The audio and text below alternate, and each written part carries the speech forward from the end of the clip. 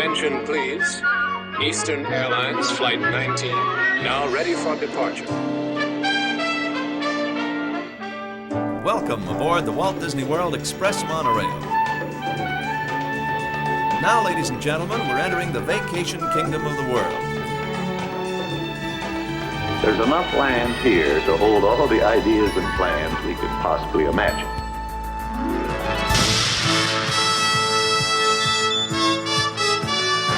We call it Epcot. Will be our experimental prototype city of tomorrow. Welcome to another episode of the Retro Disney World podcast, taking you back to the vacation kingdom of the world, the way it was, and the way it is in your memories. All right, welcome to another episode of the Retro Disney World podcast, the official podcast of the Lake Buena Vista Historical Society. This is episode 90, Computers at Walt Disney World, where we'll be taking you back to the early days of computers at Epcot and all over the vacation kingdom of the world that helps control. So all the different shows and attractions. But as always, introducing the crew, I'm Todd, your host. I'm your host, Todd McCartney, and sitting in with me for this episode, as always, coming in from Ohio, Mr. JT Cougar, who had 2 minutes of darkness the other day, while the rest of us just had a glimmer of eclipse. Everything okay? You know, headlights came on the cars, just all the street lights came on and went off, everything. It was a good night check test, I guess you could say. It was weird. It was definitely not, I wasn't excited. I'm still not overly excited, but it was definitely cooler than I expected. There we go. Literally and figuratively. It was very interesting overall because the partial eclipses, you know, you've seen them. Yeah. The full was very different, very weird. I have not experienced a full one yet, so. Well, you can't till 45 more years from now or whatever. Is it 25, 20, I forget what it is. Yeah, there's something. It's and there's one that's going to go through Florida. It's going to go through Orlando. Yeah. So and then don't send your glasses to South America or wherever they went. Book now. Yeah, we had about like 98% here, and it was still kind of like, okay, sun's out. You know, you don't realize how powerful it was. Comical though, right when it went full go, like everybody started screaming. We heard it from the neighborhood, the park down the road, and then it was fireworks were going off, and it was a whole thing. I was like, this is weird, but all right, cool. Yeah, it is. And coming in from Florida with about maybe, 33% eclipsed down that way, Mr. Hal Bowers. How are you today? Aloha, doing good. Yeah, we had 60 or something. It was very minimal. You wouldn't have known. You wouldn't have, if you didn't know that it was going on, I don't think you ever would have noticed that it was happening. There just wasn't a darkening or anything. We were watching it here, and I think it really took to about 75-80% before you started to perceive that something like, oh, it's a little cooler and everything. So yeah, it was interesting. And coming from Philadelphia, the man who spent the eclipse indoors, Mr. Brian Miles. How are you tonight, Brian? Greetings and salutations. And in my defense, I was recovering from the norovirus, bad stomach flu, which I caught whilst in Buffalo watching my nephew make it to the AA 14-year-old hockey Final Four nationwide. So that's awesome. Yeah, it was very, very exciting. So here's to the Wissahickon Warriors and their terrific season. And, I'm on the mend. So, ready to talk some pewters. Yeah, and get you back in here. So good to hear. Good to hear. So, JT, I think we have some listener mail. Is that correct? Always, Todd. Yeah, run it out to that mailbag as quick as you can. Yeah, and I'm gonna do a little series here for you guys. Oh. I'm gonna what's the term? Make you wait for it here because we got some normal letters, but then I got some special ones to rattle off here. Okay. So, first off, this is from Chris Brown. Chris Brown says, after going to Retro Magic in 2019 for the first time, he learned, hey, these guys have a podcast. Since then, I've listened to all the episodes. He's connected with everyone. He wrote a Disney travel book when he was a kid, like Todd. Oh. He even recorded everything he could in the parks with a camcorder, like How. He grew up in Fort Wilderness like JT, and he looks for historic connections and good food like Brian P. Miles. Well, I would just stop here. We're done. Let's just let him take over everything. I know. Christopher, hop on a show here. Like Lex Luger, he's the total package. That's right. Exactly. He wants to know of a basic question, and I think I have the answer, but I'm going to guess, maybe you guys have a deeper one. He's wondering why certain theme park songs don't make it onto the official albums. Like if you had Wings, Dream Flight, Two Brothers, Age of Information. He's listed a few here. I would guess licensing and that sort of thing, but maybe you guys know a reason why? I'd also say maybe popularity, but I don't know how you're the musician in the group. How would you? I'm really kind of surprised Two Brothers wasn't on any of the CDs, because I would have thought that of all the songs, that one I thought was. I can't speak to that, although Tammy Tucky's probably hollering at us right now because she would know exactly when and where it was published. Yeah, well, in her she couldn't cover a song unless it had been released on CD. So at least it was on Walt Disney World Forever if it wasn't on. Right. Yeah. And to be fair, space used to be an issue when issuing albums because albums were physical media. And in a cassette tape, you could go as much as 90 minutes, although they generally favored 60. Same thing with same thing with record albums. You're either a double album or a single album, and depending on the size of the grooves, right, how they could fit more onto a vinyl album than other, which affected the quality of the sound. And then CDs were limited. I remember, I'm sure you can all reference this, when CDs and CD-ROMs moved to DVD-ROMs. All of a sudden, DVD-ROMs could hold like the equivalent of 100 CDs or something like that. And I'm trying to remember if the CD limit was 82 minutes. It started, I think, as 76, and then they improved the process and it went up to 82 or something like that. Yeah, that sounds about right. But that would be why all songs were never published initially. And then I would think at this point it's some of it is rights, some of it is interest, popularity, royalties, and just the general desire to leave us all crestfallen at the unavailability of certain things that were just why can't you just release that?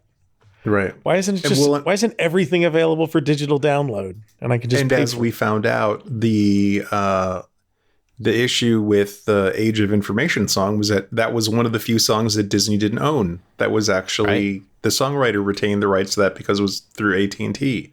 So it was not a quote unquote Disney song like other places. So, and now you can pretty much find everything at your local gray market underground web search. So yeah, but to the Disneyland and Walt Disney World Forever system in the 1990s was wonderful that they had a large catalog of songs that you could pick from, and then they would custom burn a CD for you with, I think it was a certain amount of tracks. So you do 10 or 11 tracks or something per CD. And that was wonderful. They had a lot of stuff, and the reluctance for releasing new stuff now, I don't understand. I know the collector's market is mostly vinyl now, and I think it's just a numbers game of, what they think will sell. So someday we'll get an Epcot box set. I should know this, but have they started re-releasing or releasing new vinyl products? I don't remember seeing them, but Disney? Oh, that's a good question. Everything that Wonderland Music has released in the last 3 years is vinyl. Yeah, for the most part. I guess I've just missed it. That's a and reissues. They have some new things, but Wish comes out on, the soundtrack of Wish comes out. They have a vinyl version of that, but they have re-released older Disney music as well. Primarily the Hannah Montana style, right? Because it works perfect for the market. Those people are now who grew up with those are now in their late 20s, early 30s, and have the money for vinyl. So they're purchasing but not park albums. That's they haven't done any park music. That's what I was yet, talking about. Yeah, none of the the Country Bear soundtrack or anything like that. None of that has been reissued.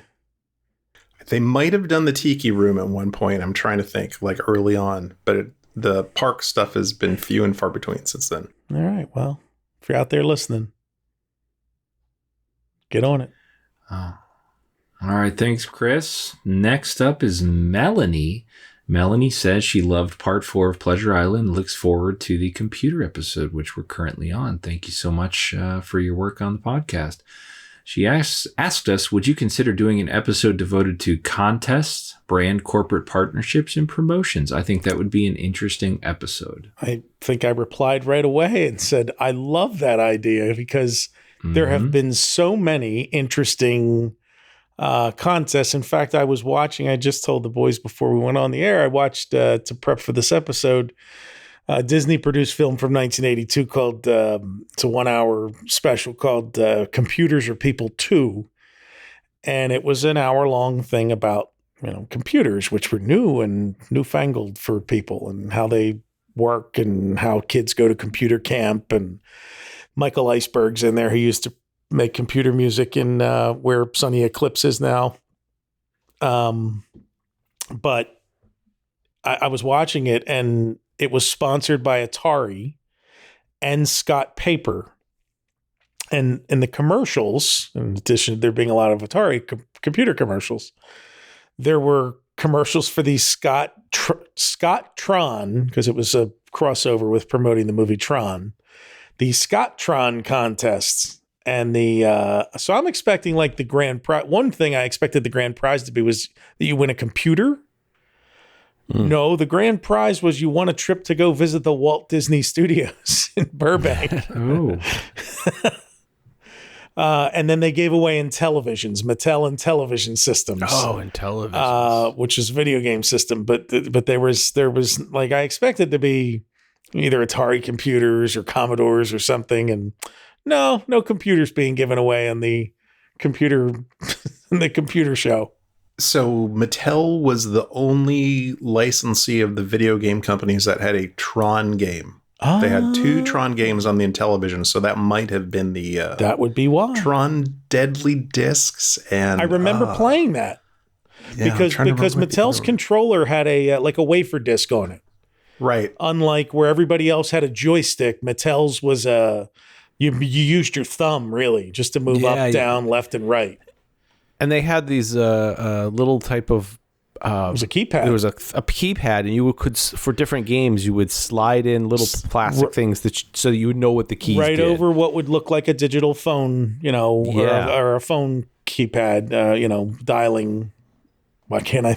We don't use them anymore.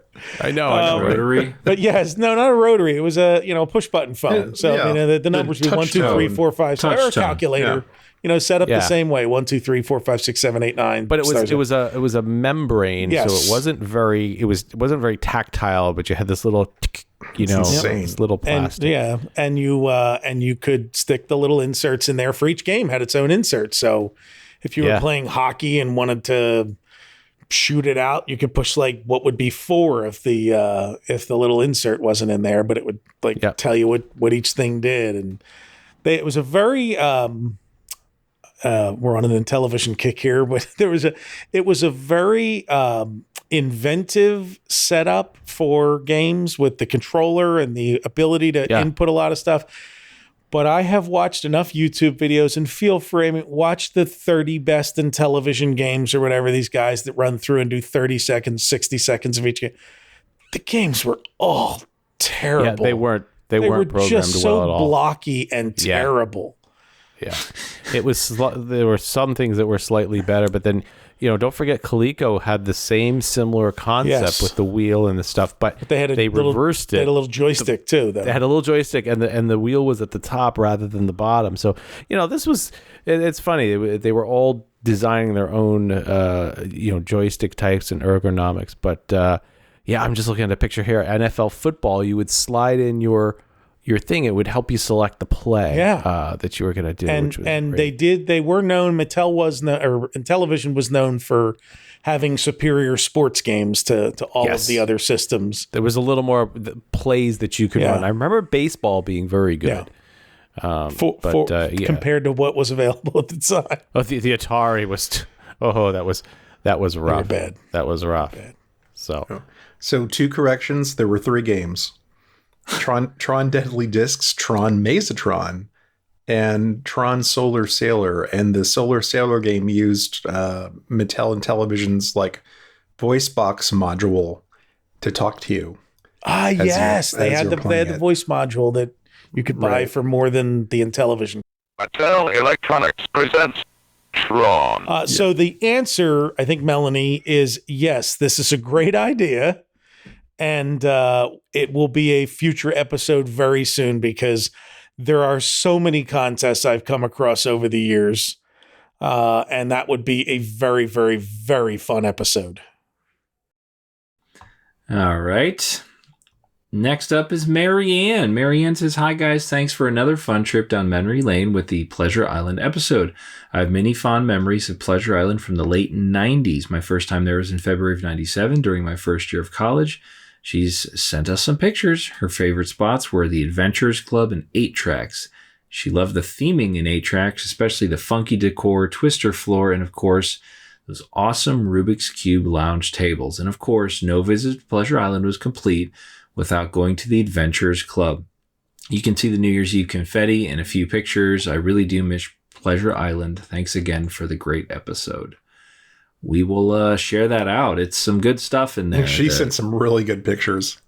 Yeah. There's this one with her by the stage, and you got the Funmeister there, and you got the confetti all over. It's great. Yeah, I can't believe I forgot about the Rubik's Cube tables. Those are really good. All right. Thanks for that. All right. Last one before my big montage here is Jared. Jared says he loved the recent episode. A few things in your conversation sparked some memories for me. The first Planet Hollywood he visited was the one in downtown Disney. He couldn't fathom that he was eating amongst genuine Hollywood treasures. In the 90s, he visited the Planet Hollywood in Miami and was completely mesmerized by the gigantic model of the second Death Star from Return of the Jedi. The detail was striking, and I spent a good hour gawking at it and took pictures of it. Last year, he had his bubble burst as he was commenting on a Star Wars fan page on Facebook. He was telling about the Death Star, and some know-it-all jerk told me it was a replica. Who did this guy think he was? Turns out he was Bill George, one of the model makers who worked on Return of the Jedi. Still, what a know-it-all. He told me that the model in Miami was a replica that was used for touring shows. The actual model of the Death Star is secure in the Lucasfilm vaults. I thought they blew it up.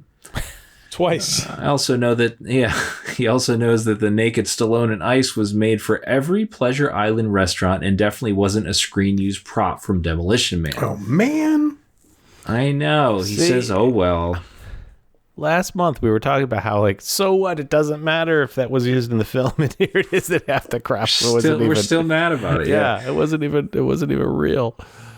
So. He made it 30 years thinking the Death Star had some high quality alone time, but getting to chat with Bill George on Facebook for a few minutes soothed his soul. So, all right, finally, last little bit from Jared here. He lost his first tooth in 1982 aboard the Empress Lily. He was eating a steak and vividly remembers the tooth falling out in the middle of a giant bite. He also recalls that being concerned that the Tooth Fairy would know where to show up at Disney World and where he was staying, and if he was going to get cheated out of his dollar. Somehow the Tooth Fairy found out where he was staying at the Dutch Inn, and he did get his dollar. That remains a treasured Disney memory for me and my family. That's awesome. So there you go, Jared. That's a good letter. Thank you so much for that. We like the stories and the memories. All right, so you guys might recall this. Months ago, like this was like one of those, I think it got lost in retro magic, can I just say retro magic hell of planning and everything. We forgot about this. We asked listeners to tell us some of the unique places they've listened to our episodes. Yes. Oh yeah. I've compiled these, tabulated these, plotted them out on the map, triangulated all the positions, and we're going to bang them out here. I have 6 different ones here. So bear with me as we go, and you'll notice a trend here. So first off, we have CJ. CJ wrote us and said his or her most exciting spot was on a road trip. Actually, it is her. Sorry, CJ. On a road trip from SoCal to Florida. And CJ was pregnant on that road trip, so listening to episodes to make the road trip tolerable. Next up, Ethan. Ethan was listening to our show outside of Nemo and Friends while waiting for Epcot 35 to start. That's good. That was our event. Well, Lucy is next. We have another commonality here with CJ, but Lucy took us into the labor and delivery room, and while waiting to give birth, listened to multiple episodes because it was a long birth process. I hope the child was worth it, but that's obviously the winner, unless somebody can top that. Yeah, that's total dedication to it. Yeah. All right. Well, we haven't even done the best ones yet. I know those were all great spots, but Mark decided to take us with him while summiting the Grand Teton. He had a 10,000-foot overnight stay. He actually took an iPod shuffle, and he listened to episode 4, One Little Spark, and his reasoning was, I needed something to relax me, and it was comforting to hear you guys while sleeping on the mountain. I have never been happier to not have to climb a mountain, but know that I was at the top of one. That's right. Well, you went to another one from Matthew. Oh, my. Matthew actually listened to us at the summit of Pikes Peak in Colorado Springs at 14,000 feet. Matthew didn't give us the details if it was on a Nano or what, but he definitely took us with him. Now, 14,000 feet. To me, that was the limit. I went through more emails. I found one that went even higher. An astronaut in here that, like, I heard you on the space station. Higher. There's nothing higher than architecture, as you know. But David wrote us. And Brian, you might know David. I don't know. You seem to know everybody from the Philadelphia area. David's a pilot. He listened to us while he's flying his plane. Don't worry, though. He focuses on the plane and the flying, and he can still get the info from air traffic control via text. But at 38,000 feet over the North Atlantic, he's able to take off his pilot headset, put in his earbuds, and listen to us for a small period of time while cruising and while the meal service is happening. And you're not supposed to get up during the food service. That's right. So. I want to get on one of your flights now, David. Send me an email. Yeah. I'll find out where's he going. I'll take the jump seat, David. That's a dream of mine, to sit there and just. I don't just do an episode with him. We'll just do an episode live on the plane. David, if he's listening to us while flying, he can make anything happen, I think so. But it's a good thing he wasn't listening to the Stolport episode. He may have accidentally diverted. That's the 6 we got on the unique locations for listening to our show. I will gladly do another series on this if you have any other fun ones or you want to let us know. Any letter, though, you write us has a chance to end up on the show. podcast@retrowdw.com. We try to get them all on the air. We try to get through all of them. We try to reply to all of them, but be patient. We get a lot. So thank you for writing, though, everybody. All right. Well, it is time for our main topic. And as Brian said at the top here, he's been a little down the weather, but he was able to put a lot of notes together to bring us through computers at Walt Disney World. And we've touched on these over the years. We've talked about the Astuter Computer Review a little bit. We've talked about Hal playing the Atari 52 and 7800s and Centaurium. And I remember doing the episode on University Energy and talking about how the control ride system and the computers work. But there's a lot. Beaver Coaster? Was that a computer? What's that? The Beaver Coaster? Oh, the computer coaster. Yeah, absolutely. Yeah. And actually, we have that laser disc we've talked about, so we need to release that loop. Yeah, Shanish, what a there it is. I knew somebody would do it. Yeah. Got it. Well, we're going to start a little earlier than that, but I will give the premise to this that this is absolutely non-comprehensive, and we're just touching on some of the areas where computers were innovative or new or impactful. Really in the first couple of decades of Walt Disney World, because by the third decade, they had become commonplace in people's homes and more people became comfortable using them. And really the oldest visitors were people who still like, I don't do email, or I don't use a computer. I don't own a computer. But in the first couple of decades, it was, they were newfangled and, frightening to people. So when people incorporated computers into their business or nobody incorporated them into their home until the latter half of the 70s. And even then it was, guys who built their own washing machines and stuff were the ones that had computers in their home. It was very much a hobbyist thing at that point. But Walt Disney World had computers involved from the outset. And computers were used by Economic Research Associates of Los Angeles, which is a subsidiary of Planning Research Corp. They used computers to do the market research and feasibility study for Walt Disney World back in the 1960s.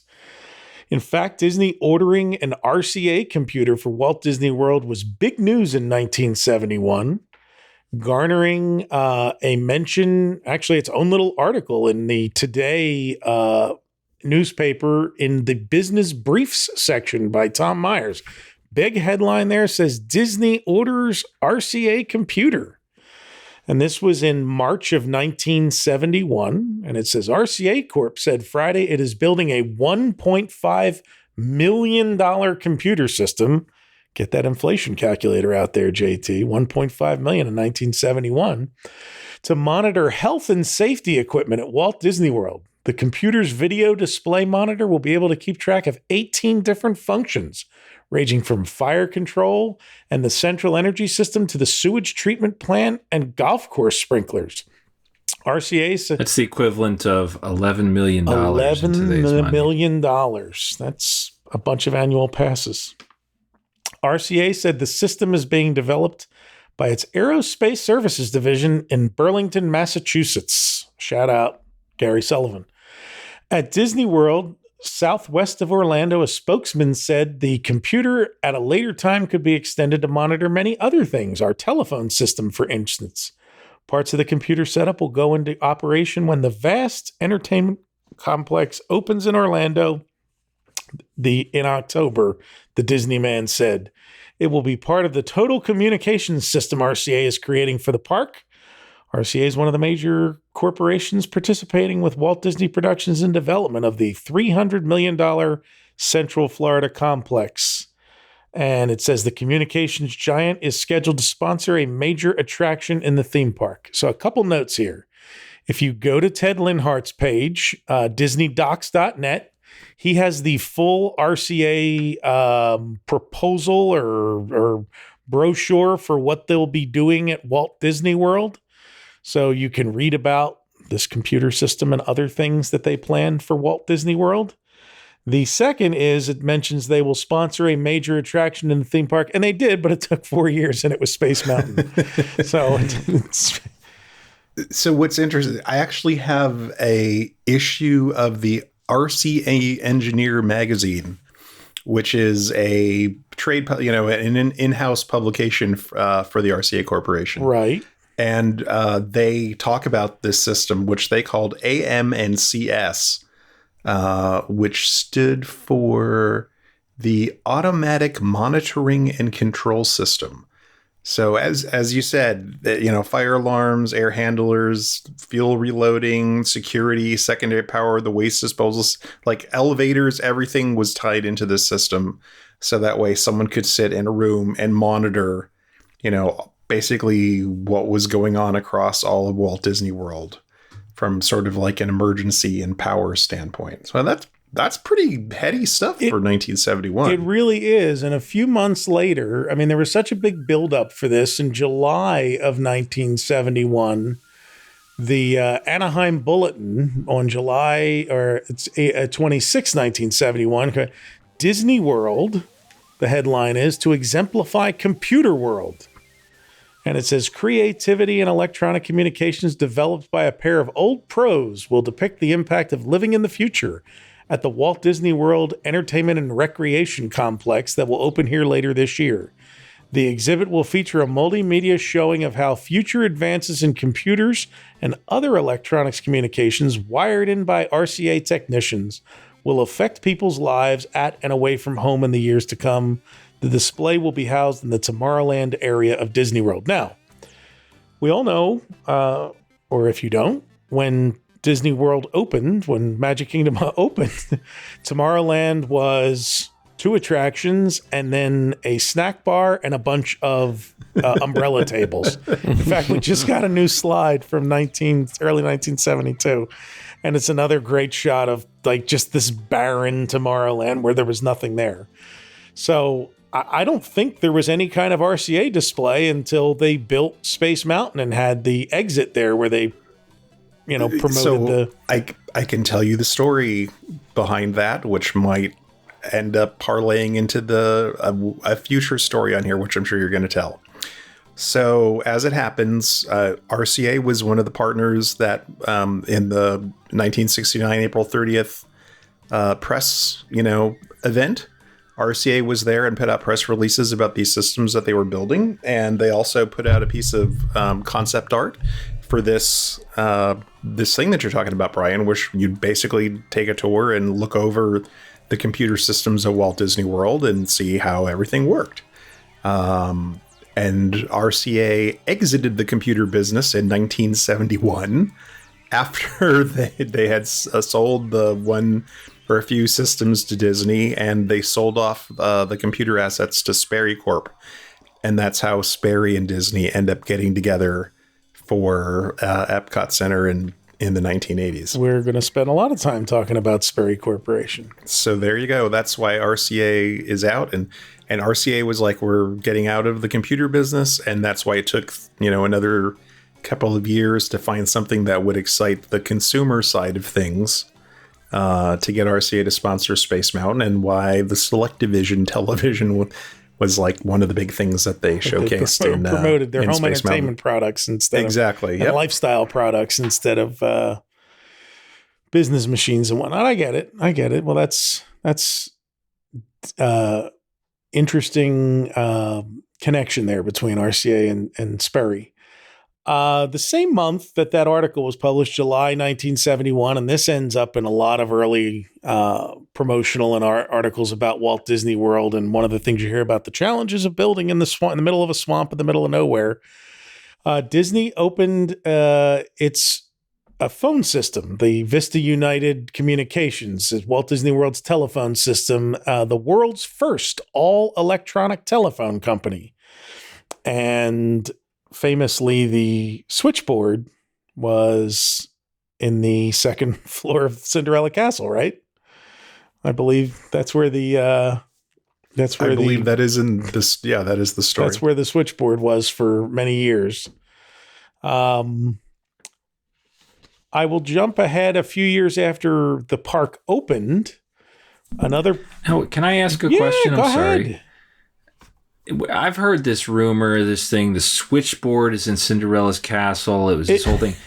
Were there actually like switchboard workers sitting in the castle? There were people up there working. There's all day, every day. I've seen pictures of them. They used to they could sneak out like during night parades and stuff and look at the crowds going by and things like that. Yeah. Wow. That's who we need to have at our event. I'd like to talk to one of those people. There's a fair number of them still around in the Orlando area. I mean, that's awesome. I see them chatter on old cast member pages and stuff. So, all right. Very cool.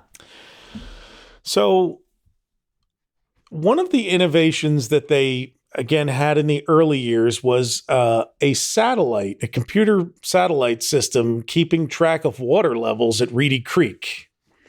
And so one of the lines in Dick Nunes's book that he published last year was talking about the system of locks and water control that they put in when they built Walt Disney World. Is there's never been a flood on Walt Disney World property. Not counting the ones you've walked through, right? when there's a rainstorm, it means like for the ones in the parks. He means like like roads flooded out and things like that, or a building or something like that. And so in 1973, in the Orlando Sentinel, right at the end of the year, there was an article published. So it's a 2-foot square metal box attached to a bridge near the entrance to Walt Disney World. It's the key to the whole system that controls the water level in this 27,000-acre Disney park. Sensors extend from the bottom of the box into the brackish water of Reedy Creek. They measure the water level and flow. Solar panels on top of the box provide electricity for it. and every 3 hours it relays information to the GOES-3 weather satellite orbited by the U.S. government. The satellite relays the information to the Wallops Island, Virginia, where the data from Walt Disney World box is decoded and sent to the U.S. Geological Survey's computer center in Reston, Virginia. That computer keeps track of how fast the water is flowing in Reedy Creek and how high the level is. If there are any problems, the computer alerts people in Virginia, who then can call people in Orlando to do something about it. And the remainder of the article talks about the system of locks and levees and things like that control the water at Disney World. But it says that there's a possibility that in the future, the whole system could be automated and computerized, so that it wouldn't actually require like the red phone to ring at the Reedy Creek Industrial District. Hey, you're going to have a flood in Sector 3. But I thought that was fascinating. I always knew about the locks, but I didn't realize that there were like monitoring stations attached to them too. Yeah, like I'm all of a sudden picturing like the beginning of War Games, the men in the silos. 7, 6, 5. Sir, we have a launch 4, order. 3. Put your hand on the keys, 2, sir. 1. Launch. Sir, we are at launch. Turn your key. Sorry, I'm so sorry. Turn your key, sir. That's right. Turn your key. Like it's. Yeah, it was so they were we know they were very forward thinking in the way that they approached a lot of these control systems, and both on the rides and in the infrastructure of the properties and in the hotels. And I just thought that those were some very interesting articles from early in the resort's life. I mean, it wasn't just infrastructure, but they used computers famously to control the rides too. Right. That was a new thing for Walt Disney World. I think all the rides in Disneyland were all, mechanical safety systems, if nothing else.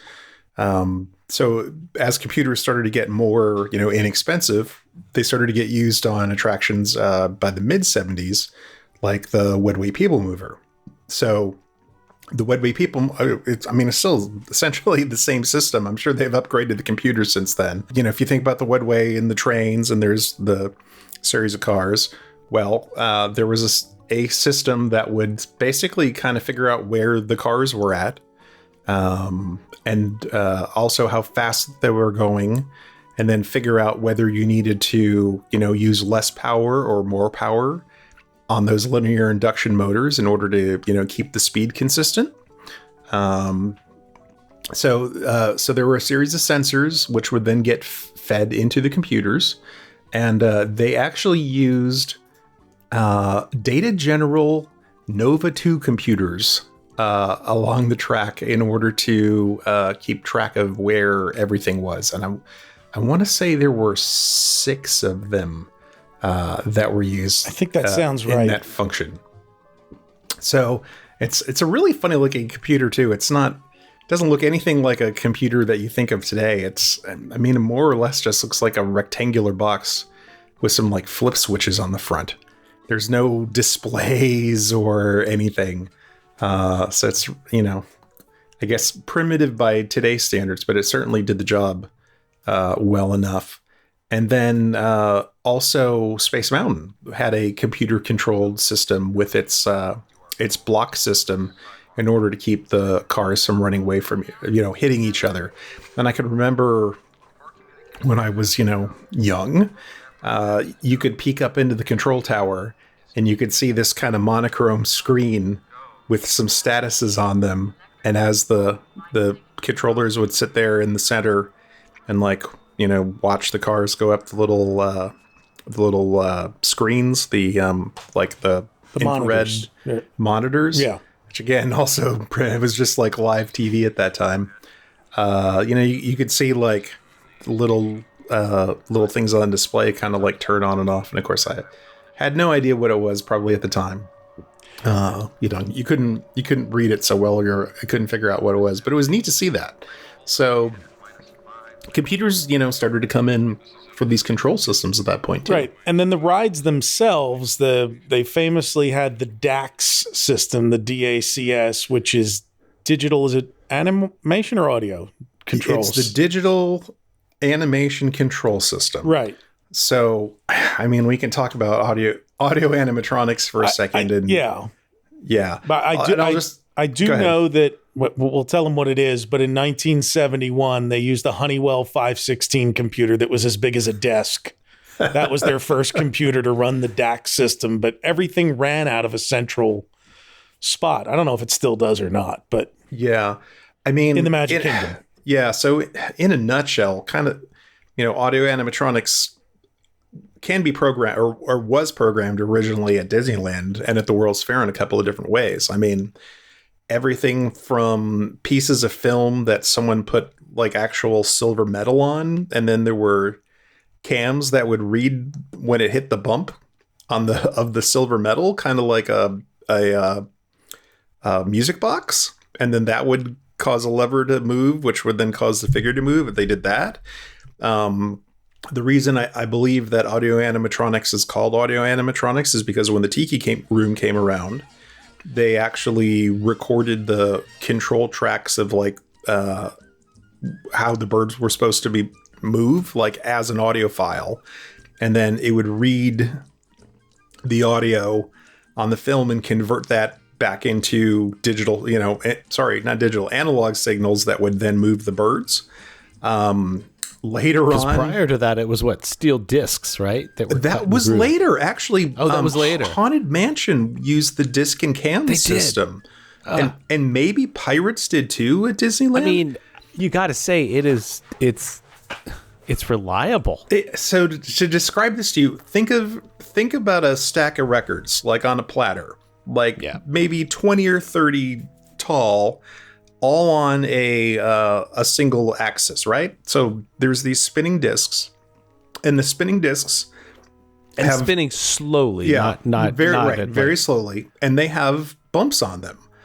And there's a little arm like a record needle that comes out and is over, the record, and as it hits one of the bumps, the little arm moves up with the bump and then moves down with the bump. Well, that motion of the bump going up and down ends up triggering something like an arm movement. So that would, if it went up, it's like the arm would go to the left, and if it went down, then the arm would go to the right.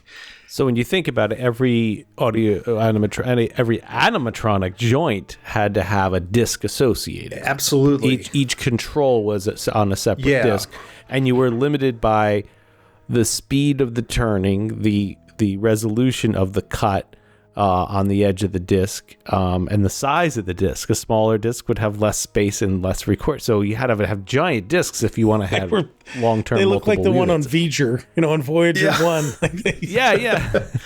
And how you managed to program all that, that boggles my mind. Well, what you could do is you could actually do it the reverse. If everything is connected, as you move the arm, the stylus would move, and you put a piece of paper or something in there that you trace it. But yeah, it's crazy. Just, I mean, can you imagine? Hey, Bob, it's a little disjointed there when he moves his elbow.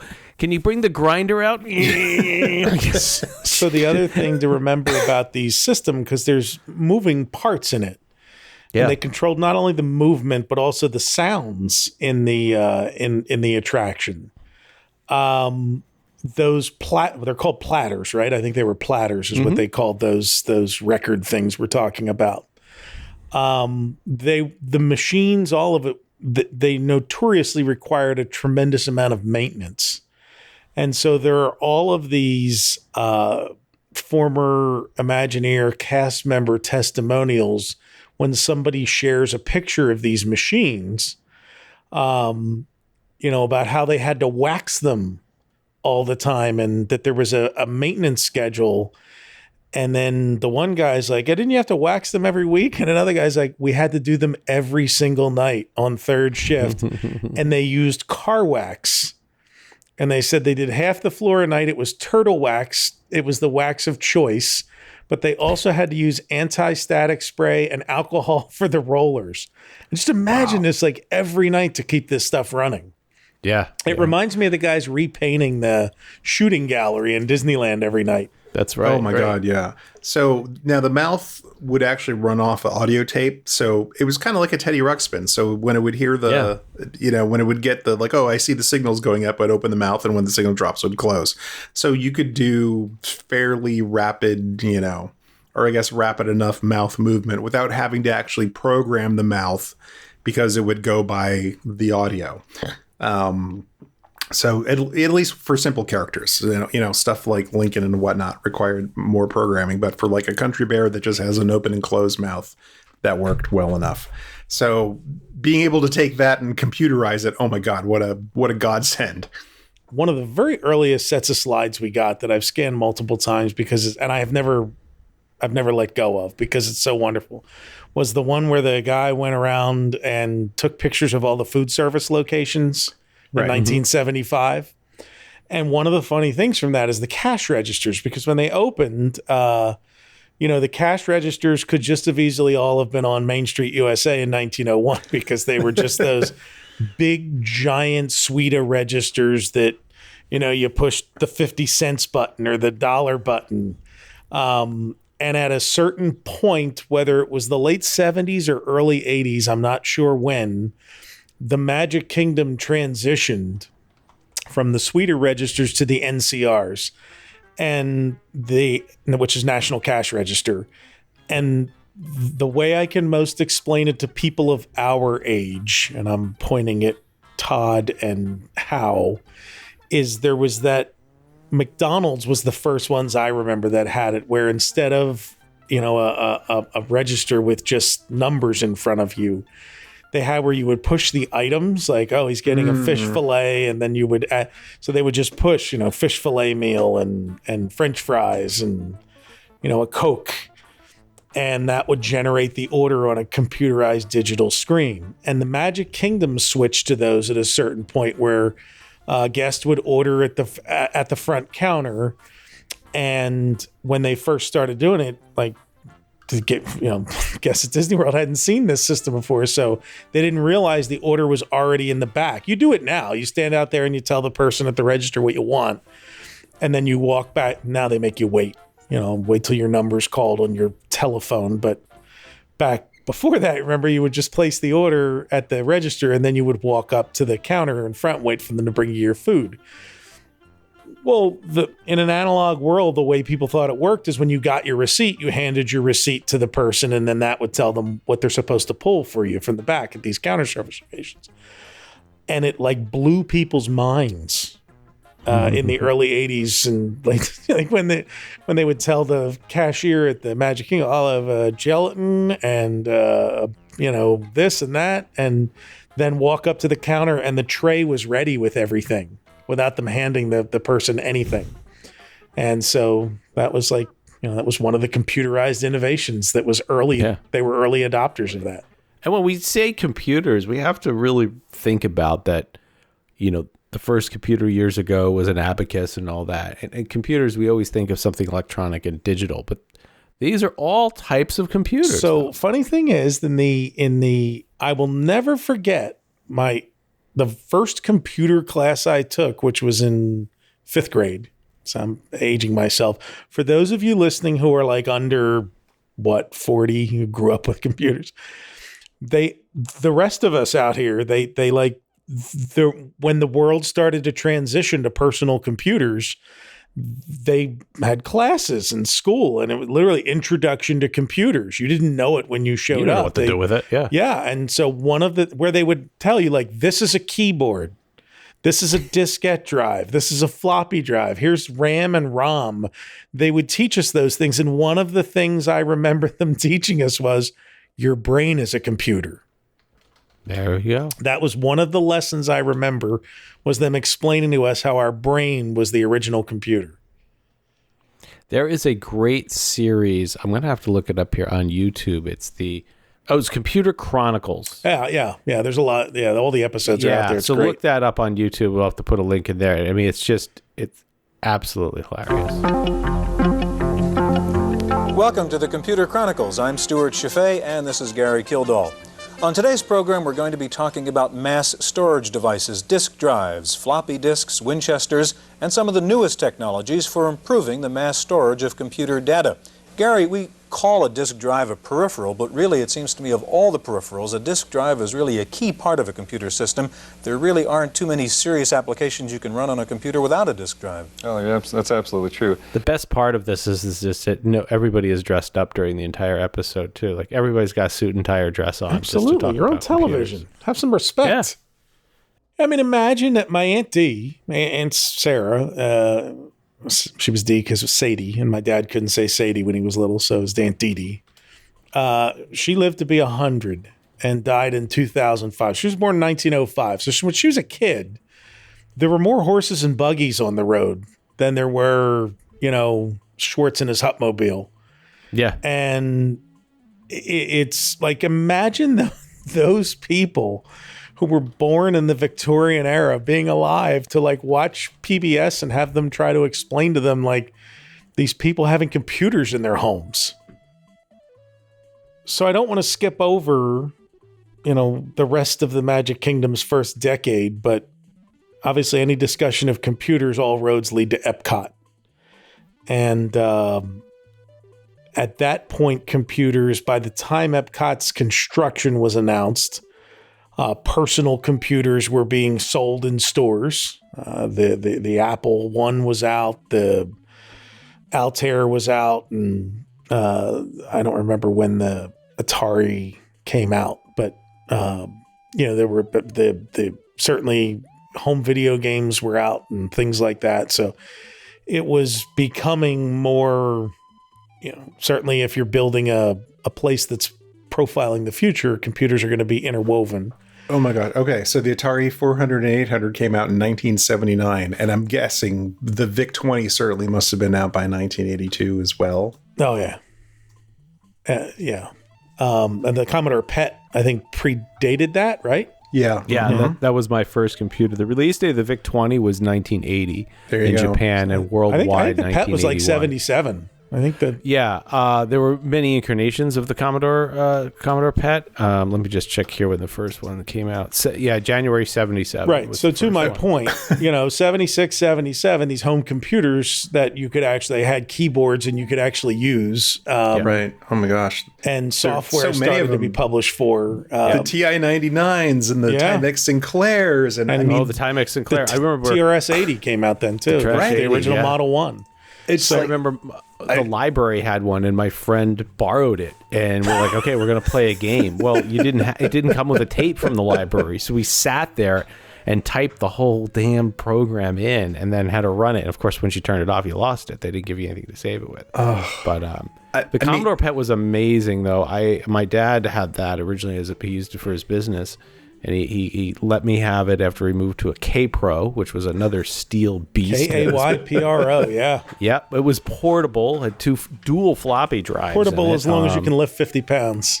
Exactly. The keyboard folded up. But the amazing thing about the PET, it was made out of steel. The one I had a chiclet keyboard. It had the tape drive built in. And if you want to get in the RAM, it actually, you would open it up like a car hood, and there was actually a stick that you would lift up to keep it open. I wish all of you at home right now could see JT's face just listening like it's like being down at the general store listening to Civil War veterans talk about the Battle of Chickamauga. Now I've got to talk about the tape drive on this thing. So my dad subscribed to something called, inventive name here, Cursor. Oh, I like that. Cursor was a magazine, really like 12 pieces of paper printed on green paper, folded over, stapled. But the newsletter came with a tape.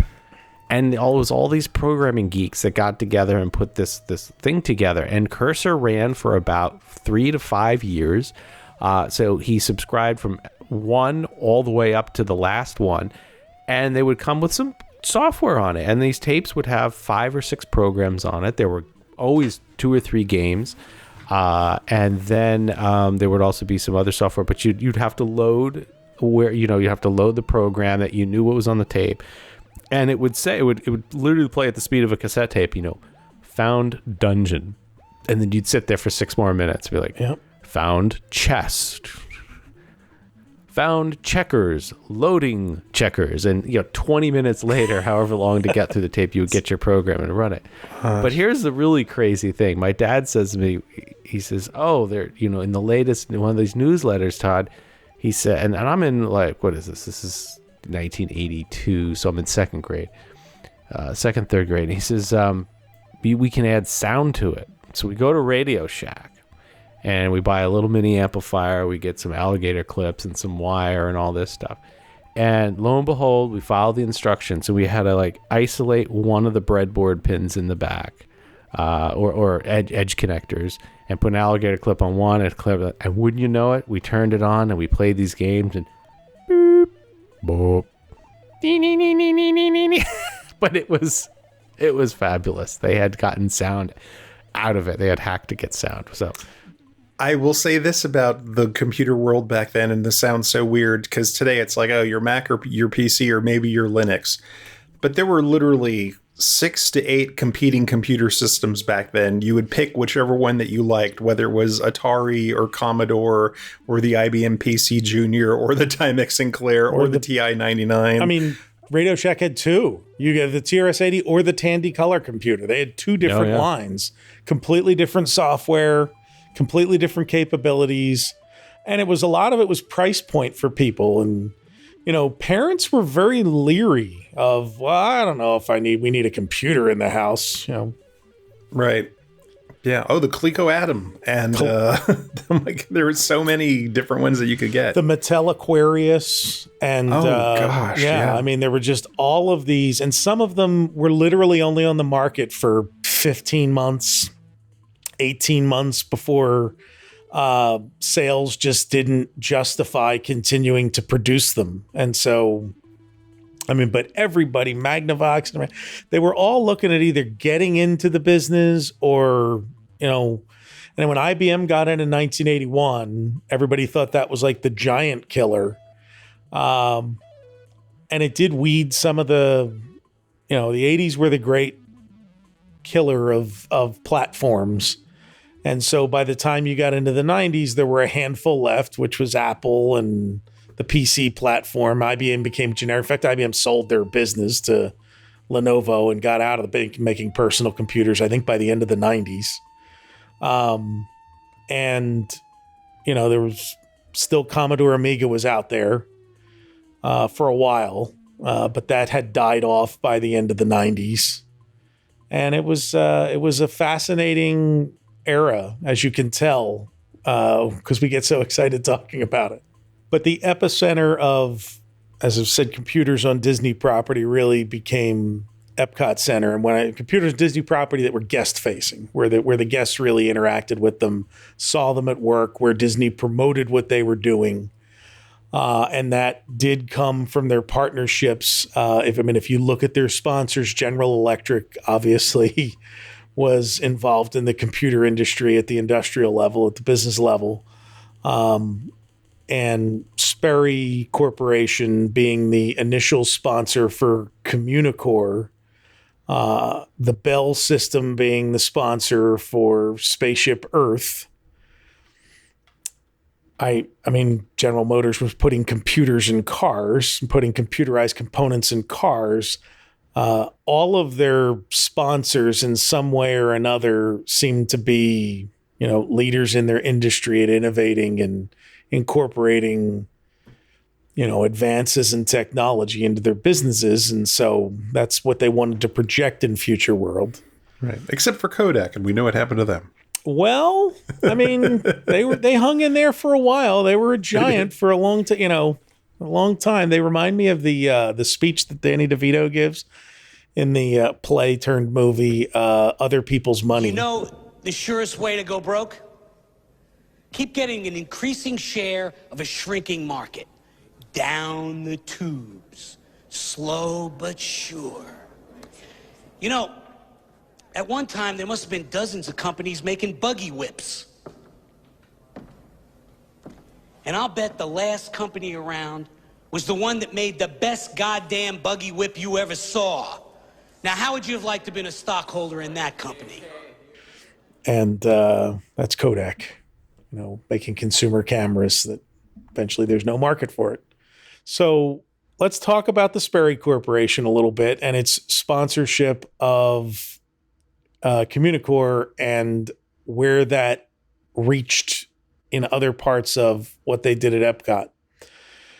As you know, Disney was very good to its sponsors. Now, I will tell you, sometimes I feel like I'm at the epicenter of some of this because it was the Sperry Corporation, then the Sperry Rand Corporation, when in 1955 they bought Remington Rand.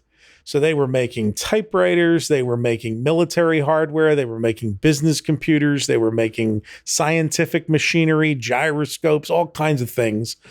They had all these different lines of business. And when I moved up here to Bluebell, Sperry's world headquarters was and is in successor companies here in Bluebell, Pennsylvania. So not far from me.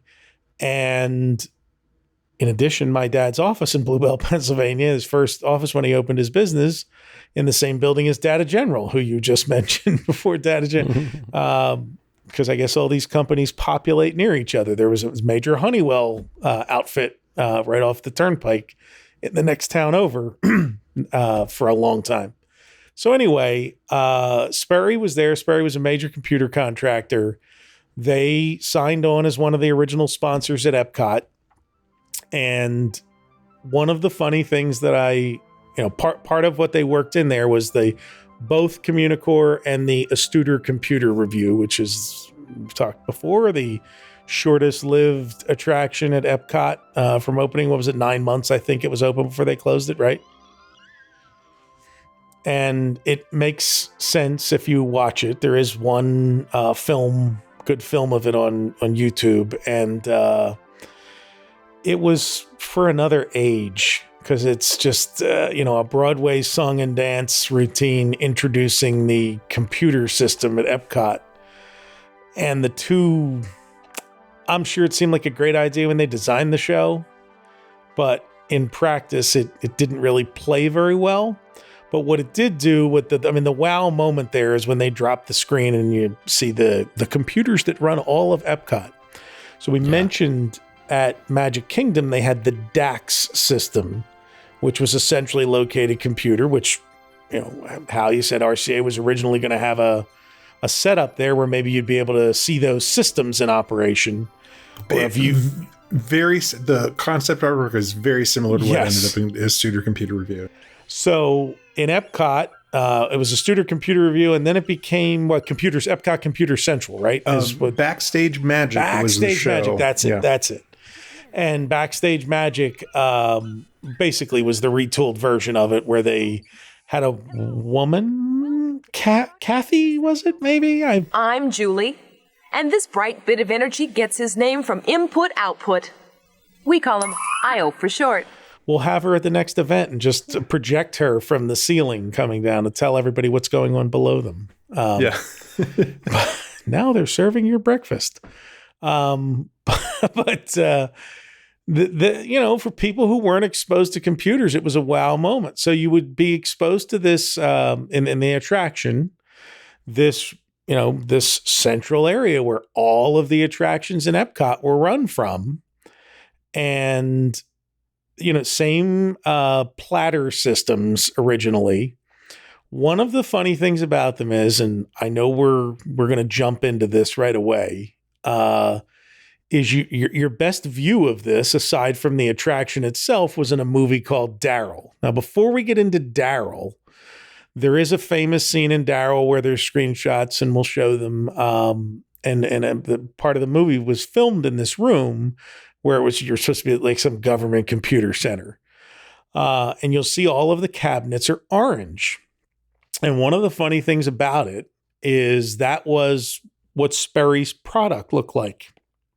Sperry's computer product, the model was these orange computers. The funny thing is, Frank Mezzatesta, I remember this conversation from a couple years ago on Twitter, so I went and pulled it back up because somebody asked him for a breakdown of what are we looking at here? Like, what are the computers we're looking at? And when we see this scene, and we're looking at this view screen, and he actually broke it down for everybody. So I can tell you what you're looking at. He said the big multi-rack one on the right was an Ellipse S250 used to create the animation. More to the center were the Ellipse S140s, one for each attraction show control playback system. During the first weeks after opening, it was weird working on the systems with guests staring at you. You had to be careful of hand gestures. Also, because I had a mustache, the supervisor asked that I spend as little time as possible where guests could see me, because we weren't allowed to have facial hair. Looking at the picture again, I forgot to say, don't let the orange Sperry colors fool you. That was to let guests think everything was Sperry when very little of the computers actually were. At Epcot opening, the show control was there in Epcot Center. All the audio was sourced from there. It was a wonderful idea borrowed from the DAX system. They called it the MACS, M-A-C-S system there. And I'm ashamed to say that I forgot what the M stands for. But as time went on, everything moved out of this central location. 1982, 1980, 81, 82 as they're building this big idea. We have everything in one central location.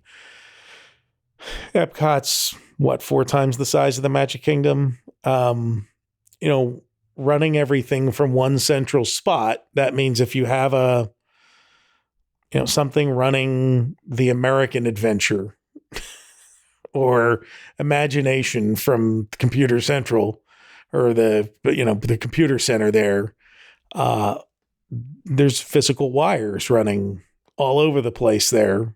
And I would imagine over time, not only did they create problems in tracking down where a breakdown might be, but over time, I imagine they moved to direct control in the buildings because the size of computers and the need for physical space to the machines to run these attractions just shrunk by 90%.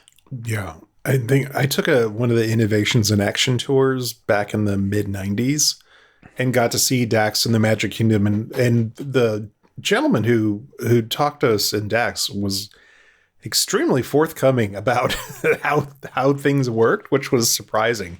And what he kind of explained was, those older computer systems that use the hard drive platters, where you would, reach down and twist and pull out this, stacked series of 6 or 7 platters, like those were very finicky machines, and having them in one place to do service on those was great because you had to service the daylights out of them.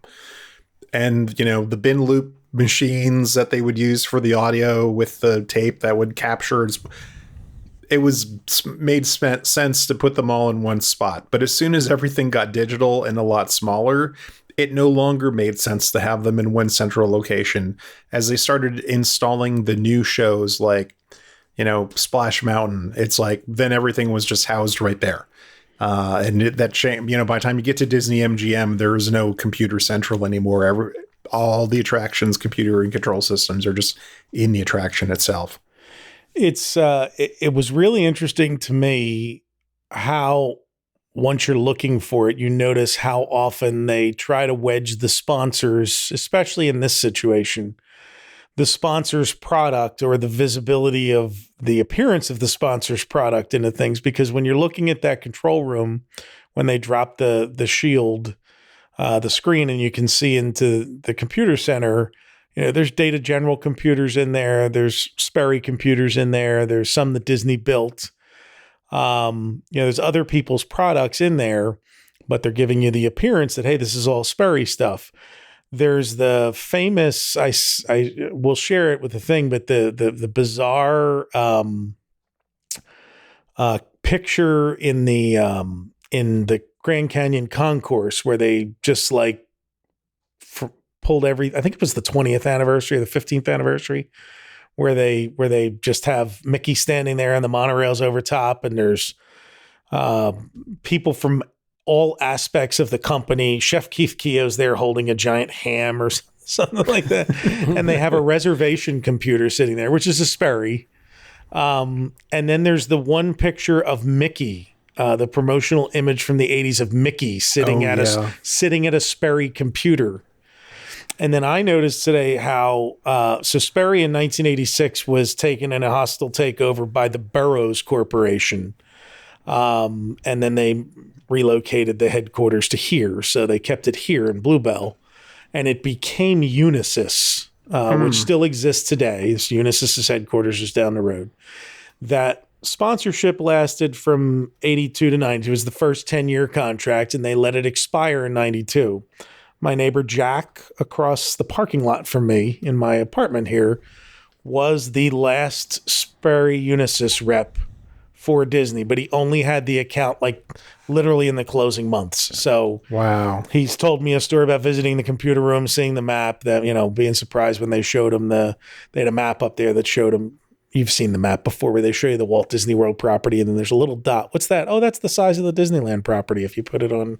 That's what he remembers the most from it. But, you know, I've chatted with him a few times. He doesn't have a lot of memories from it because it was the last few months that Sperry had the contract. Right. But I watched the video of you that we posted a few years ago in Computer Central playing the game where you get the O Canada song to play, and you are using a Unisys desktop PC on that one. So that makes sense that they would have had that in that section. Yeah. So that's the connection for me. You know, you mentioned the reservation system, and it occurred to me that the reservation systems were computerized fairly early, but not originally, right? Originally, I think it was cards. And then it was early on that they went to a computerized system. By the early-ish 70s, but what was interesting is it wasn't contained. The actual computer system wasn't contained in Florida. It was actually in California, and it was done.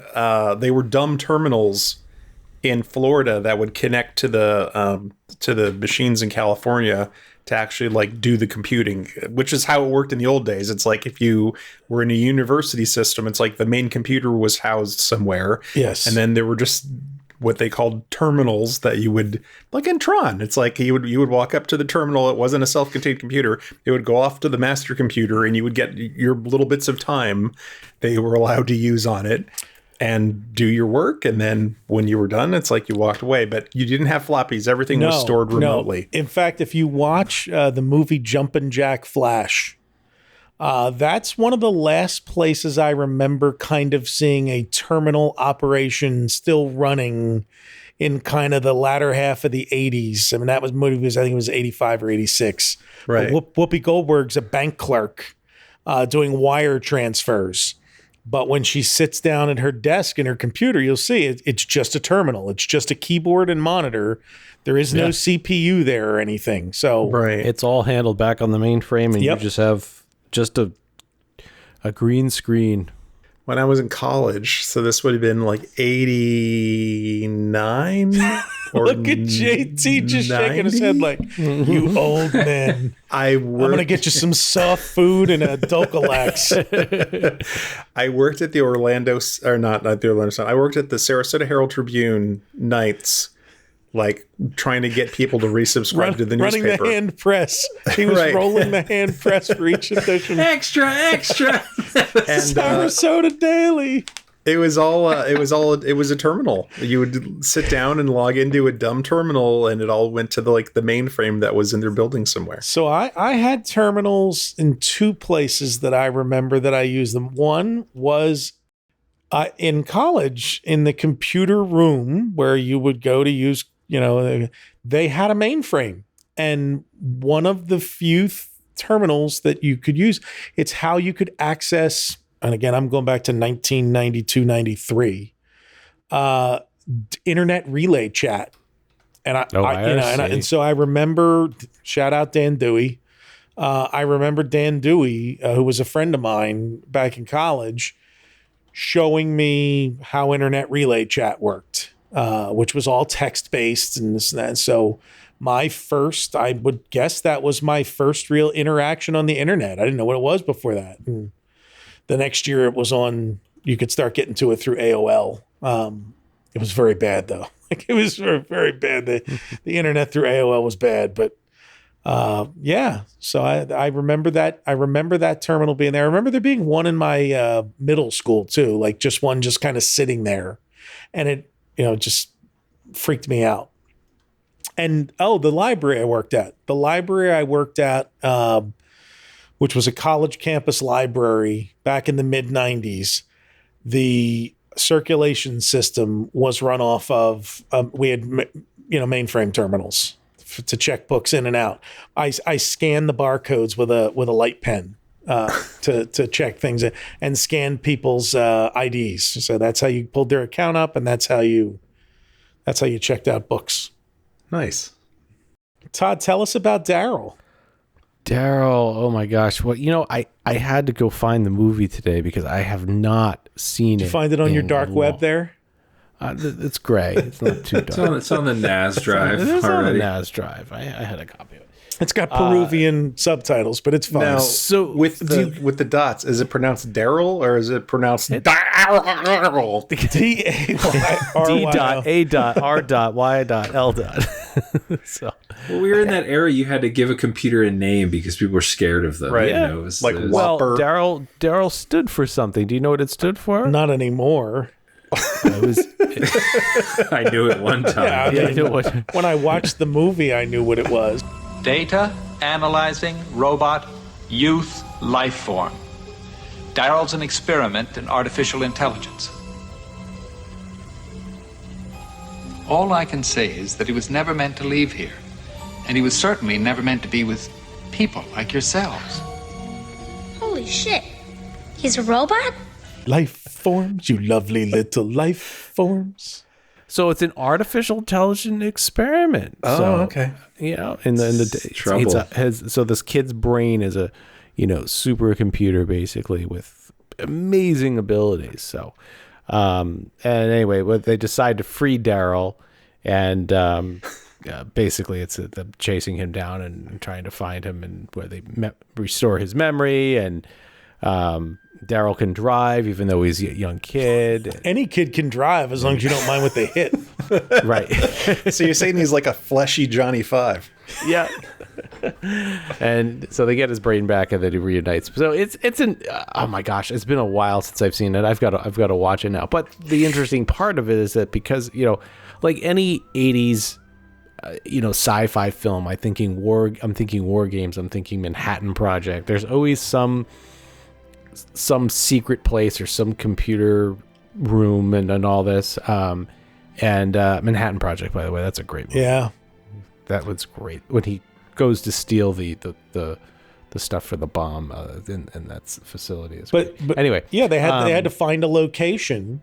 If they didn't want to build one, they had to find a location that was a giant computer room, usually for these movies and things. And the movie was shot in Orlando at Universal Studios, so they had to find some place in Orlando with a giant computer room. Where is that going to be? Epcot. So there's about 2 minutes. We've got the Blu-ray version of it in the widescreen format of them walking through with all the orange Sperry computers there, and then a little later on, there's a later scene where one of the Pentagon gentlemen, or one of the government gentlemen, it's Tascom, sorry. And then Hulk Hogan's fighting some guys in Morocco. Before you know it, if you piece it all together, it's a wonderful movie. So, but this was made in 1985. So I'm looking at I don't even know. Michael McKean is in it. Yeah, Michael McKean is in there. Yeah. A lot of the other names, I'm just not up on a lot of these individual actors. Barrett Oliver. Yeah, so Barrett Oliver's the Bastion in Neverending Story, isn't he? Highway to Hell. That out. He was in Cocoon. Oh, that's it. He's the grandson in Cocoon. That's it. And he was in Neverending Story. Right. Yes, Bastion. So now see that? Yeah, I'm right. Yeah, you got that. Right on. I thought the movie ended. It's still going, actually. So. That guy played Daryl. He played Daryl.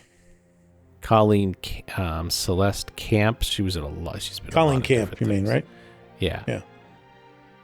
But yeah, so So anyway, we'll put the clip up. You can search YouTube for it as well. We've got a very clean copy of it, which is really cool to see, because you can pause it and you can, they've put the word Daryl up at the top on certain parts of the computer too. So I think you gentlemen took a look at it when I posted it earlier. It's definitely cleaner than the copy that's on YouTube.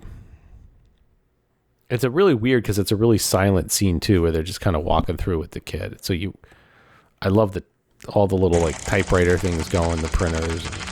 And if I recall reading some of the cast commentary on that, people who worked there that time, they were actual like Disney cast members in the background. Just walking around. But they were working. Yeah, like they were told, like, don't look at the camera. We're filming the scene. Just do your stuff. Yeah. You almost want to squint and see if they have a name tag on, I guess they can't stop working, right? That's the right. Right. Daytime. But the funny thing is they put them in like lab coats too. I wonder if they really had lab coats back then down there. So I don't think so. I don't remember there being lab coats based on the stuff I've seen. Yeah. They borrowed them from the land. I mean, it's really neat, because is there anything? Does Disney have any footage of them people ever going into that and filming what it looked like? Probably not. So I did forget to mention, I think, that in addition to mentioning Ted Linhart having the RCA pamphlet on his website, Frank Mezzatesta has the Sperry pamphlet detailing their partnership with Disney on his website. That none of us had ever seen it before he dug it out of his archives last year and put it online. So we'll include links to both of those in these show notes. Sorry to divert from Daryl, but I just remembered that. I think we're all set with Daryl. Oh, you sure? Because I mean, you could do a whole episode on the wonder that is Daryl. Can walk through this. So did he get freed in the end, or is that a spoiler? Should we not reveal that? They reprogrammed his brain, and the kid went back to his foster parents and everything. Wait, so he was a real kid? So he wasn't like an artificial kid. He was like an they just actual messed kid. with his brain. Yeah. Oh, okay. I didn't want to spoil all of it. Now you got to go watch it. I thought he was a data analyzing robot youth life form, but he was a person. He is, but that's just the head part. It's just the head. So, the rest of it is regular. Just the brain. Yeah. The rest of him is just normal boy. What was the A Small Wonder? That was the TV show. It's a real boy. I was going to make a Small Wonder reference when you started.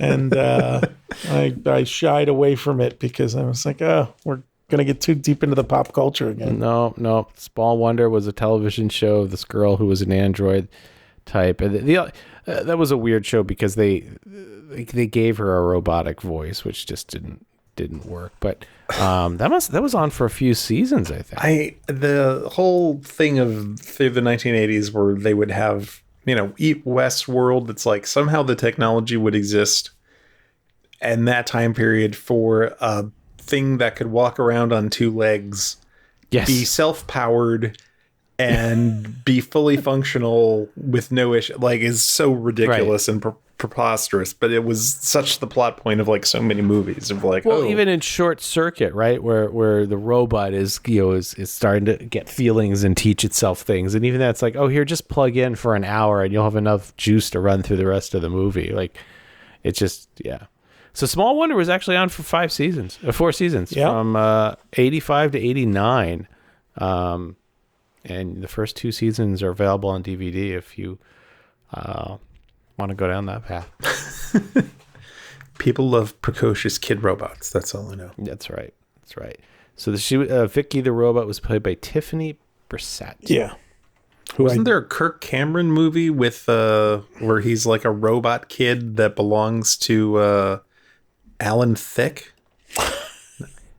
It sounds plausible. It was a Disney Channel movie, I think. Yeah, was it really? I have a vague recollection of this now. You're thinking of Like Father, Like Son. Yeah. 1987. It was a Disney Channel movie. It was Kirk Cameron, but Dudley Moore was in it. Dudley Moore. Dudley Moore. But was he robotic? I don't remember. It was one of those ones that just appeared on Disney Channel as a kid, and I remember not really being interested, kind of. But yeah, that's a weird memory now. You just I discovered that I did not pick the right. It was an Alan Thicke program. Yeah, I just had this to correct it. Not quite human. Is the one. Oh yes, the Kirk Cameron one is where he swishes with Dudley Moore. It's like a Freaky Friday situation. Yes. Yeah. And what was the Fred Savage Judge Reinhold knockoff of that too? Gosh. Oh goodness. 17 going. Oh, and there's one with George Burns too. George Burns is 18 again. Oh, George Burns is 18 again. I remember that one, but the Judge Reinhold Fred Savage one was vice versa. Vice versa. That's it. Yeah, just a lot of switcheroo movies going around I mean, in Not Quite Human, in that first one we said, they both came out in 87. Oh, okay. So. I have a stack of Disney Channel magazines and I think I'm remembering one of the covers of them or something. We know they're up in the attic, Hal. That's where they are. Yeah. This is the problem with having a photographic memory is you get these flashes of images of Alan Thicke, which is not useful for anything. That doesn't come in useful? Wait a minute. I don't know. I'm shocked. I remember watching Thick of the Night, which was a show. I liked it. All I think about is I started humming the Different Strokes theme song, which he both wrote and sang. So now the world don't move to the beat of just one drum. What might be right for you may not be right for some. A man is born, he's a man of means. Then along come two. They got nothing but the genes, but they got different strokes it takes. Different strokes it takes. Different strokes to move the world. It's funny how there's no TV movies anymore, but there are TV movies because that's what all of our streaming services are just loaded with. Yeah, that's true. Or what would have been TV movies when we were kids. Or what they would call a mini-series. Yeah, now they take 2-hour TV movies and be like, let's make this a 9-part series. It's so true. I think we should talk a little bit about the experience of walking into Epcot. Maybe you ride Spaceship Earth. More than likely you did. That's how most people started their day. You'd wait in that line to ride Spaceship Earth. And then you'd come out of Spaceship Earth and end up in Earth Station, which was kind of the first computers thrown at you. So, I mean, that's how you're starting your day. They're whetting your appetite with all of this technology. And Earth Station had touch screens, right, Howard? They had touch screens where you could get information about things inside the park and menus for the restaurants and the World Key information system, of course. Hi, I'm Bit, the real brains behind Epcot Center information. Now, if you'd like to know how I can be of service, just touch here. But if you've been here before, let's just skip the introductions and you can get started by touching here. And so all of that was there in addition to displays and stuff you could play with and just lots of computer things. So you felt like you had stepped into the future right off the bat. And then you would come out of there. And you had the option of going left or right if you wanted to go to Future World East or Future World West. Or you could head to Communicore in the center, where there was a metric ton of futuristic displays and cool stuff to look at. That's where the Teachers Center, I think, originally was, right? Wasn't it in one of the future worlds? It was in Communicore West. Yeah, Communicore West. It's where the art was. The art of Disney. Yeah. It's right there, and you went upstairs to the Teacher Center, I believe. And the Teacher Center, we'll touch on briefly, had materials for educators. Anyone who was a teacher was welcome to go and visit. And it was just a little area where they had a staff member there who could, if you wanted materials for your class, like, hey, I rode the Universe of Energy and would love some materials to share with my class, my science class, on what's contained in the ride. They would have handouts that they could either send you or you could take with you. They also had computer software that was Disney educational computer software on display. The one promotional picture I have of it that has circulated, a PR picture, has the setup where a few people are sitting there and someone is playing a Tandy color computer. Well, they're not playing it. It's there on display, but it's a Tandy color computer piece of software that escapes my memory at the moment. But there was a series of them that was put out by Walt Disney educational software. And there was resources, and you could just kind of go up to that lounge. And you never got to go, right, JT? No, it was kind of gone by the time I was, interested in that. But I will say I've seen 2 pictures in it. It speaks to the design motif. It was very 80s looking to start, and then they switched it in another picture I've seen to be more Wonders of Life. They moved it at one point, if I recall correctly. At some point, they relocated it. Okay, yeah, because there's like a counter in both picture I've seen where you talk to somebody and you do that whole deal. But yeah, one the later one looks very 90s, pinks and turquoise, and but yeah, my only connection with it, I remember being at Epcot one time, and my aunt, who was a teacher, she went and somehow got one of those Epcot teacher passes, to come back into the park for free or something like that. And I remember being like, that's why I want to be a teacher. And that, no, I'm just kidding. That was, I remember seeing young minds and get in for free. It was more like, you just show your ID and they give you a free park ticket. That's a heck of a thing. So Hal, we're in Communicore. I mean, Hal and Todd, man, this is the belly of the beast for you guys. Oh, this was a time where I mean, I know we've gone through some of the games, like we talked about the roller coaster game. We talked about the flag, the manufactory, right, Hal? Right, yeah. The manufactory. Building the flag. Building the United States flag. There was the face switching. Now, we talked about touchscreens. I wanted to mention that again, because, touchscreens, we take it for granted. They're just on nearly everything we interact with these days. But back then, I was watching the show recently, and it went to what would have been used back then. The very first touchscreen. It's funny you're going to mention this, because I was going to say our good friend Josh Harris over there, E82. Yeah. Will often correct people who call the original Epcot touchscreens because they weren't true touchscreens. That's right. Yeah. You actually didn't have to touch the screen because they were infrared beams. The very first touchscreen was actually it was used for air traffic controlling. And sounds dangerous. It does sound dangerous. And what they found was that if they had these copper strips, and there's enough conductivity, as we know, in your finger, that when you touched it would complete the circuit. So long story short, that what they did is that they took these copper strips and embedded them in a piece of glass. And it was, rather than sitting there writing on the card of what aircraft need to go, they could just touch it and get it lined up. So that's where they came from. And then they as they decided to put it behind glass or very thin copper strips on glass, you started to get to your touch screens. And you're not interacting, with the physical screen. You're just making it was a true copper, a true connection.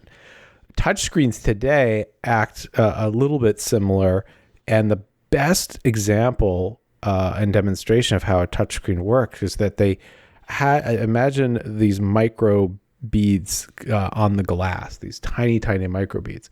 So what they did is that they made a little box with a glass top, and these beads are charged. So if you charge a bunch of small styrofoam beads into a box, and they're all kind of attached to the glass because of the static charge, your finger is the opposite charge, and when you move your finger around, all those little beads move. And that's how touchscreens work today. But I believe the Epcot ones were based on infrared, right, Hal? They were shooting beams in front of the glass left and right, up and down. And when you put your finger there, you interrupted the beam, and based on quick calculation of which left beam and which right beam and which top and bottom beam you broke, you could pinpoint any area on the screen. What is funny to me is that watching old videos of people utilize those touch screens, especially my brother, there was intuition already baked into the human brain on how they would expect it to work. And you see people touching, and I believe in the face scramble one, how you were supposed to touch which one you wanted to move, and then touch where you wanted to go. But my brother was sliding. He was doing this natural switch motion, but it couldn't recognize that yet. And he would try it over and over and over and over. So it's very interesting how intuitive it was even back then, but it wasn't up to the same thing happened to me when I tried to use an Apple Newton. I forgot about those. Oh my God. It's a precursor to the Palm Pilot. Look them up, kids. Yeah, look up the Apple Newton. And a bit of a stumble, as they say. It's a bit of a stumble. Yeah. But all of these were what I think is really neat about a lot of these games is that some of them were laser disc based, right there. But the manufacturing was actually, and the Flag game, those were little games running. And wasn't there an airport one too or something? Yeah, the Get Set. You had to pick the baggage. You tell the baggage to go into the baggage section, and the passengers to go into the passenger section. Yeah. You'd touch them as they would basically go by either the stairs or their conveyor belt, and so. Yeah. And for all intents and purposes, those were Coleco games of a type, or Intellivision, Atari, that were basically controlled by the screen. I wish I had better documentation of I don't know if it was Epcot 35 or one of the D23 events where they had managed to find an archival software guy who revived some of those Sperry Unisys games. That's right. Oh, wow. And they had adapted them for tablets and then had them set up in displays in the... So you could play the manufacturer. You could play them like you were back in Communicore. It was obviously like anytime I plug in an old game system, like, hey, this would be fun. And then in 10 minutes, you're done. Less than 10. You're like, oh my God, this is laborious and terrible. But this was a lot more fun when I was 7. You know, well, it wasn't until the Segas and the Nintendos came through where the games started to have lasting power, and they also had adventure. You know, what I mean, and different interactions. But I mean, so much was just you only can build the flag so many times, right, before you're bored. Yeah, but Communicore was the center of it. But between the Astuto Computer Review, but then you've got all of the other computers that are out there in the AT&T Pavilion. You've got the satellite hookups. You've got the computers that are running the choice. Future Choice Theater. Yep. Mm-hmm. Yeah, People's Choice Theater. You've got Smart One that is, basically just playing 10 questions or 20 questions with you, and it's a very very expensive version of what was the XL7 or the little 8-track tape guy that you. 2XL. Yeah. 2XL. I think the thing that people forget about Smart One, in his defense, is that that was really a demonstration of a voice-activated system, which was brand new at the time. So, I mean, today we're so accustomed to you call a customer service thing and it asks you a question, you tell it what it is, and then those were the very first ones. It was trained on being able to do yes or no questions, which is why all the questions that Smart One asked you were either yes or no. So you would say yes into the telephone handset. It would take that, convert it into the answer to the question in the computer, and then the game would continue. So it was really a voice recognition system is what Smart One was all about. Exactly. But he talked to you. Yeah. He talked to you. He did. He also talked. All recorded, but that's okay. Mm-hmm. But I mean... he guessed my favorite animal. There you go. And he can guess numbers from 1 to 10. It's pretty impressive. What's your favorite animal? Yeah, what is it? Kangaroo? Let's try it and see if we can get it. Yeah, let's see if we can guess. You had to choose from the list, and then they would write. He's already cheated. He's already given this stuff. Here's the list. Pick your favorite animal: kangaroo, alligator, snake. Yeah. Does it live in the water? No. Whose favorite animal is a snake? No. Not Indiana Jones. We know that much. I don't want to know a man whose favorite animal is a snake. And then Other I think than it would Jake the Snake Roberts. Right. I hate snakes. It would hide results, and then it would say like, "Oh, is it on the screen now?" No. Right. They do the same exact shtick with your birthday. They'd tell you like, "Do you see your birthday month on here?" And then it would guess what your birthday month was. Yeah. Just based on showing and hiding. Yeah. But still, you were amazed. You were amazed at all of this stuff that was presented to you because, as we mentioned, it was a time that, even the game consoles that you had were not advanced. And watching, I think the other really neat thing is, let's be honest, when we've seen it on the movie films before, when people film themselves on coming out of the exit of Space Mountain and they go past the video cameras, they're all waving it. Like, to see yourself on television or on a device was massively exciting. So you get to something like the face scramble game, and you're scrambling your face, and you're moving the parts with your finger. It just blew your mind. This was all, honestly, I mean, all this stuff was amazing. Yeah, at the time, the magic palette in Imagination, where you could draw with a light pen. I mean, that was so crazy. Or conducting the orchestra, right? You could, raising your hand up and down. I think Tony told us there was special speakers or something they use for that. And they tweaked them. It was the depth sensors for the autofocus on a camera, Codex right? cameras. Yes. Yeah, which is brilliant when you think about it. Yeah. It's crazy they don't do something like this now, though. I mean, they do a little bit here and there, but I mean, even if you go into an Apple store, the first thing my kids do is they want to go play with the iPads and the iPad Pros, and even though we have them at home, like they still go right to it. But I think a good example of where that goes very quickly, if you put it on an iPad and mount it, and yes, you can change the software very easily. Sure. But look at Earth Station today, right? It's horrible. Right? All those. Well, it's a museum. Well, I mean, it's a museum of stuff. When you come out of Spaceship Earth. Yeah, that's what I'm talking about. Yeah, it's a museum. That driving car thing, and touching your and seeing your picture on the screen. It's like the electronics department at the last Kmart that was open. It's Electric Avenue at Montgomery Wards. Yeah, exactly. But the interactive stuff, I think it has a place still. Like kids, I agree. Some with you. adults like it. I mean, even the image works and keep it interesting. Even the image works that exist today. You can come out and see people playing there and hopping on the different squares and playing the Figment music and I think too, something like that to be successful, there has to be an element of technology, but an element of physical touch and physical reality too. That's why a lot of the image works originally worked. It was technology, but you were doing something with your emotions of your body. I'll get on my soapbox, I guess, again. Part of why they don't fill theme park spaces with those kinds of things is because Epcot had such an influence on museum spaces around the country after it was built. And so the Epcots of today, the Epcot you're looking for from the 1980s and early 90s, they've built bigger aquariums, even though when Living Seas was built, it was the world's eighth ocean, I think they called it. The Atlanta aquarium is bigger, and there are bigger aquariums elsewhere in the world now, and nicer aquariums.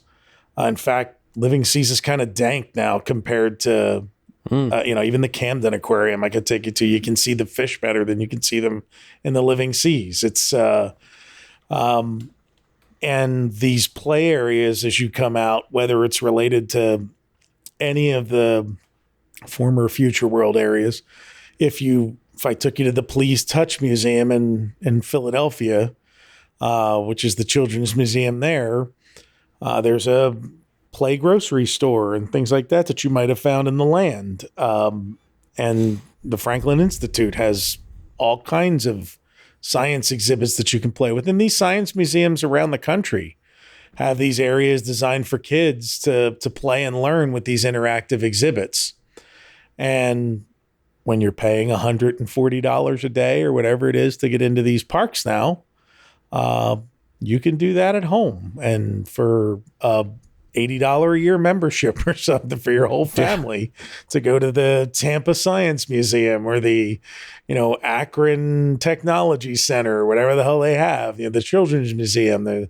There are these places all over the country that people have where they can have that experience. The second piece of it, and the more cynical piece, is Disney wants to monetize these spaces. There's been this shift since the 2000s to, quantify every piece of real estate in these parks and figure out, can we sell things here? Can we sell green screen photos? Can we sell merchandise? Can we sell food?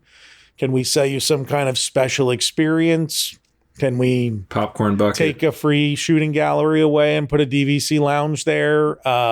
Things like it's all about weird corporate accounting and which division is using this space in their budget and who's staffing it. And it's all bizarre to me because it just seems like the totally wrong ethos of the way to run a company. But what do I know? Hey, can I mention something maybe on a slightly positive note? Sure. Or different? So I believe today, was it Reese that asked us somewhat jokingly if Tron fits into the Epcot universe? Yes. So, some of you are aware that there were actual plans to build like a Tron game zone in Communicore. Right. It was one of those things that was teased. And I found an issue of Video Game Magazine from 1983. And they're talking to Barry Braverman about all the different kinds of electronic games that are at Epcot. And he says he's working on a prototype games for the Tron Arcade that will be housed at another Future World Pavilion, Communicore, by late 1984. So he says, we're looking at the same thing everyone else is looking at. More realistic displays, different audio systems, 3D flight simulators. Instead of looking at a screen, you walk along the projection surface, for example, and play the games with your whole body. So that stuff happened in the 90s? Yeah. And here they were, 1984, playing with the very first, versions of those kinds of systems. And it is a real shame that never came to bear.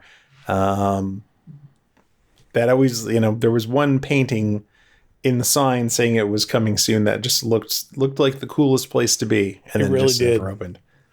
I had a bunch of notes and things for us to go into Interventions 94, 95, the redo, but I think there's enough there that we should push it off to make it its own episode because it was such a dramatic change and there was so much involved in it. That said, I do have some other stuff for this discussion, and one of them is we should talk about Centurium because that was part of this Epcot experience. And there's an article I had clipped from November of 1982, right after the park opened. And it was Centurium provides a glimpse of future gadgets and toys. And I'll just read the technology related stuff here, but a solar powered flying saucer and a machine that plays chess with a robotic arm are among the futuristic gadgets available in the department store of tomorrow, the Centurium in the new Walt Disney World Epcot Center. Located in the Communicore of Future World, the Universal Gift Emporium features the latest in toys, books, art, and electronics. By stocking the Centurium with items that are new, unique, or different, we can provide guests with a preview of the future, says buyer Bill Benson. His team spent 4 buyers spent 2.5 years combing major markets and out-of-the-way museum shops for thousands of merchandise items. The result is an amazing array of gizmos and gadgets designed to educate, entertain, and titillate the imagination. There are toys that run on microchips and solar energy, talking calculators, cordless telephones, and a clock that tones the time when you touch it. The selection of electronic wristwatches would amaze even Dick Tracy. They even include AM radio wristwatches and state-of-the-art timepieces with 6 or more functions. Small screen television sets have never been smaller. Color screens come in a 2.7-inch diagonal size. A black and white counterpart comes with a 1.5-inch diagonal screen about the size of a matchbook and has excellent resolution. Jewelry is decidedly different. For instance, the selection includes holographic pendants that are visible in sunlight. One 360-degree hologram appears to be moving. I loved that story. Sounds like a Sharper Image catalog. It does, except there were no Sharper Image stores back then, right? Like, I'm trying to think of when that started, because that was kind of like definitely kind of a 1980s.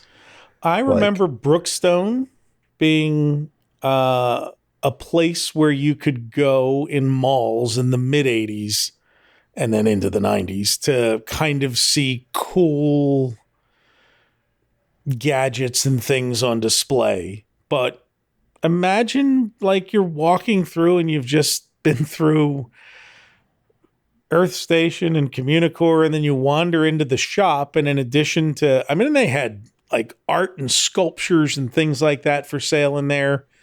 But all of these just cool gizmos and gadgets, and for so much money too. Like, I'm just imagining like how much the 2.7-inch television, like portable TV costs. And like, can you imagine walking into Epcot and being like, honey, we're going to take one of these home with us? You know? It's funny, the comparison. My brain, right when you went to, it took 2.5 years to travel around the country to retail stores to stock this thing and talk to whoever. And then you imagine what that got them, a store with expensive items and making money.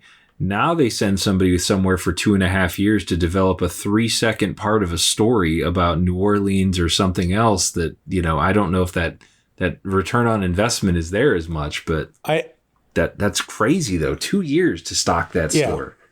And now the stores are basically, it's all Disney branded merchandise and generic stuff.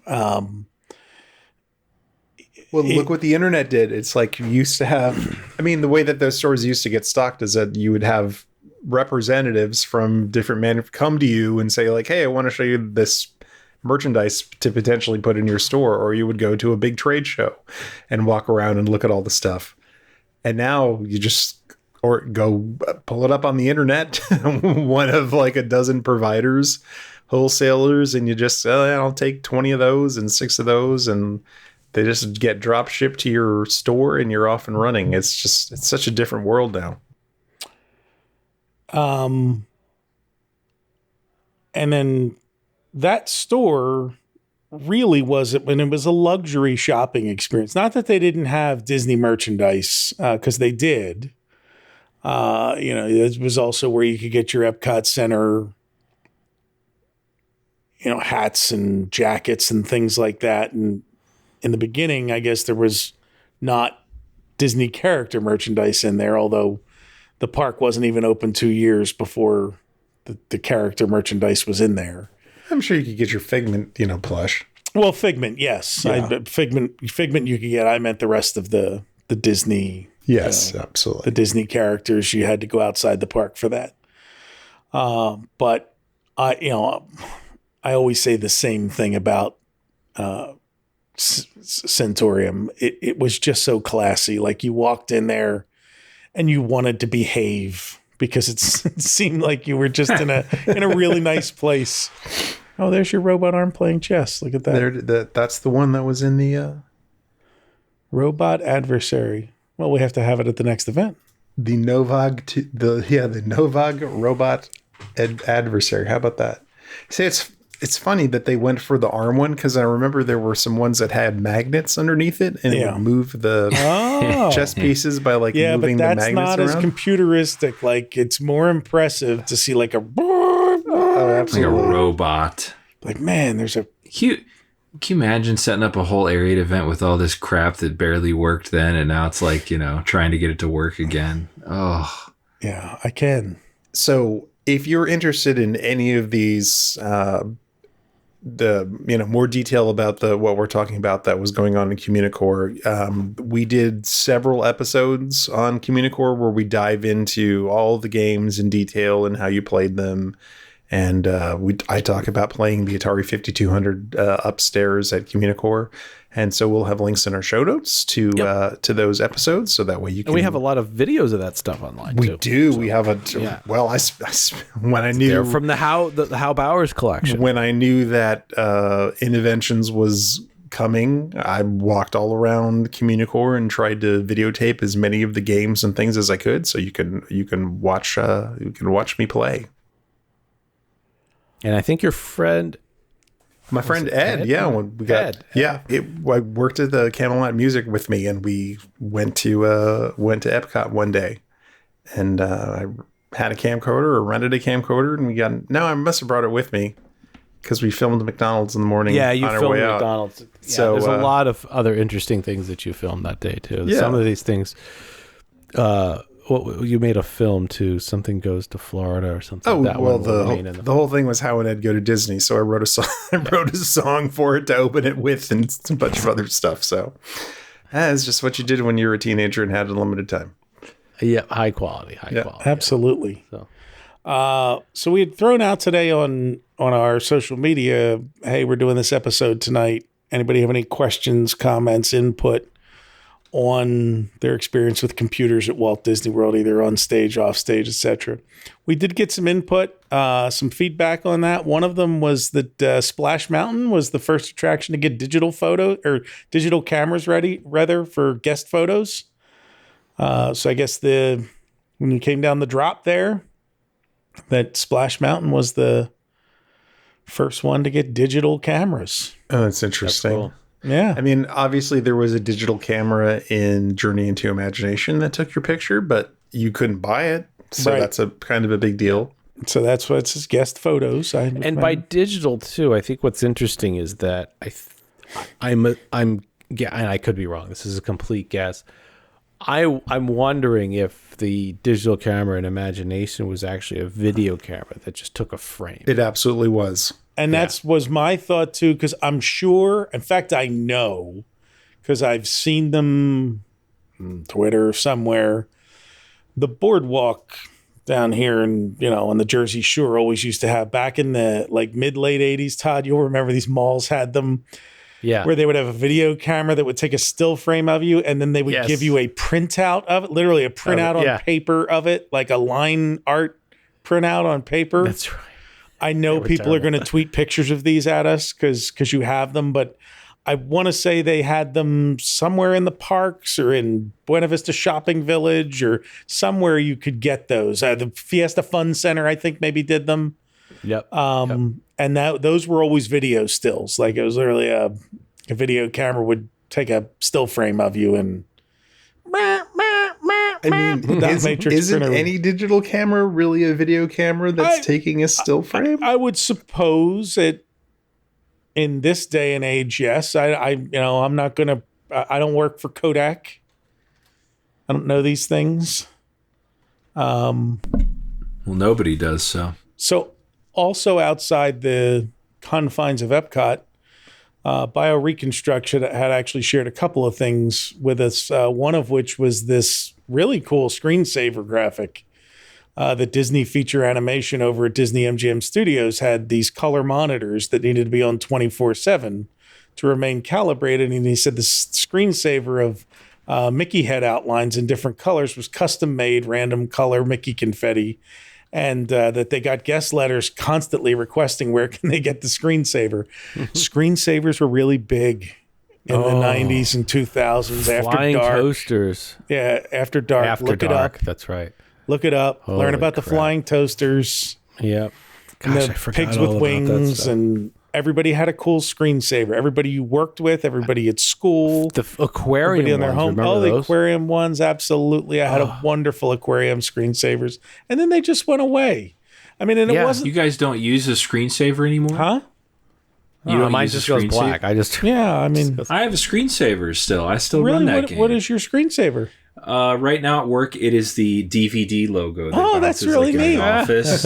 Now, a year ago, I had a Matrix. You know, it was like this Matrix. now I want to set one up for my machine. I'm getting a I'll new send CPU you the link to soon, where but I get it from. It occurs to me what killed the screensaver. Well, it's moving to the flat screens, right? Right, having no phosphorus and that's not a reason to not have fun.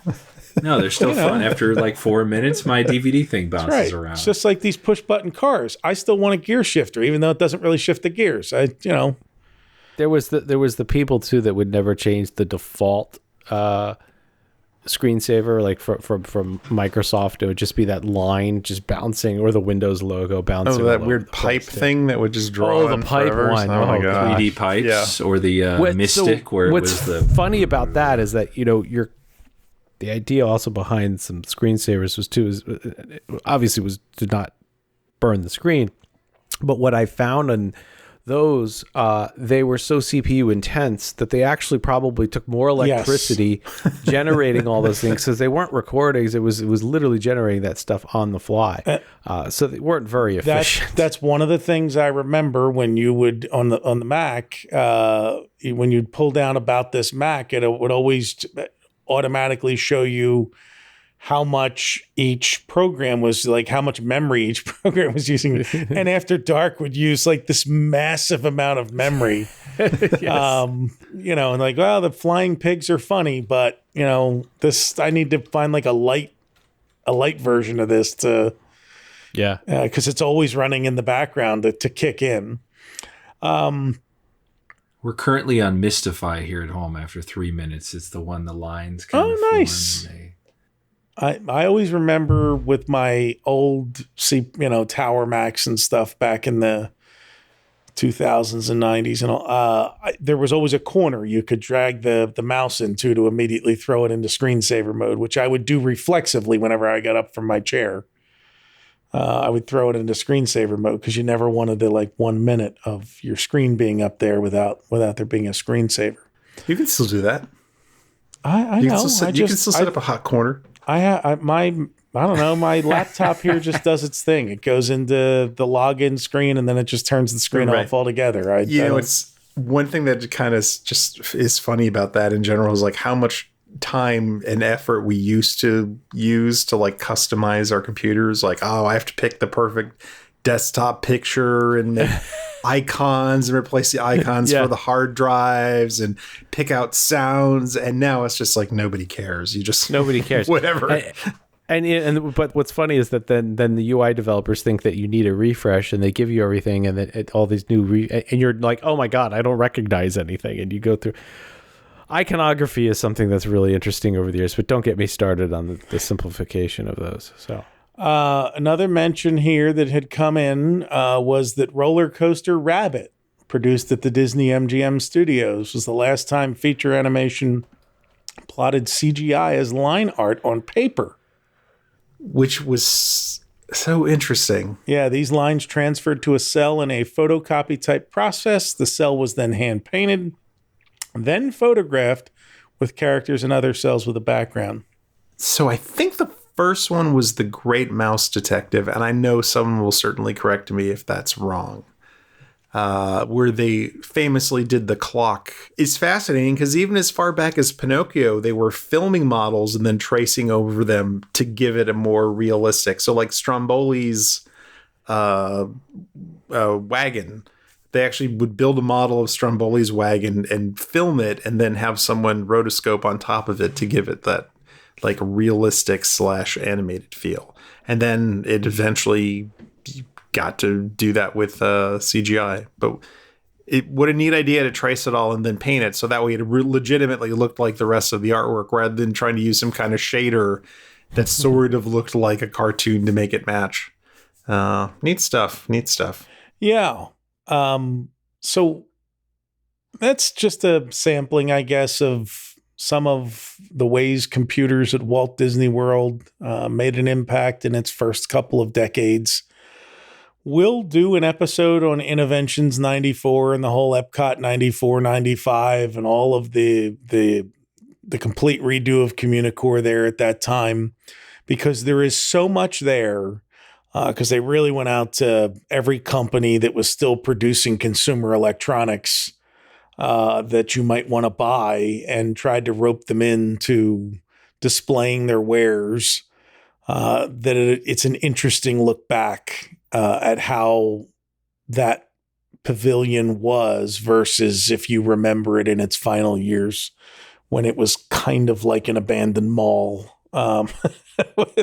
with the leftover tenants in there. Oh my gosh. It really was not that great. But that said, I will tell you that when we prepped for this episode, I think it came across, certainly when Hal and Todd and I talk, the media depictions in movies like Daryl and War Games and things like that, even Ferris Bueller, of what personal computers could do for you. And then industrial computers could do. And then Epcot opening and showing you all of these computers and how they were going to change the world for the better and how they were going to impact your life.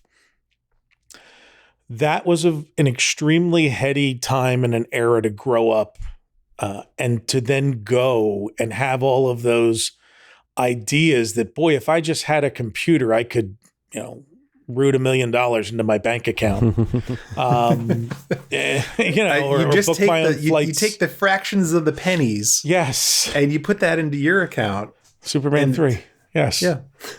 And that era was really something to experience. And I know they will both remember this.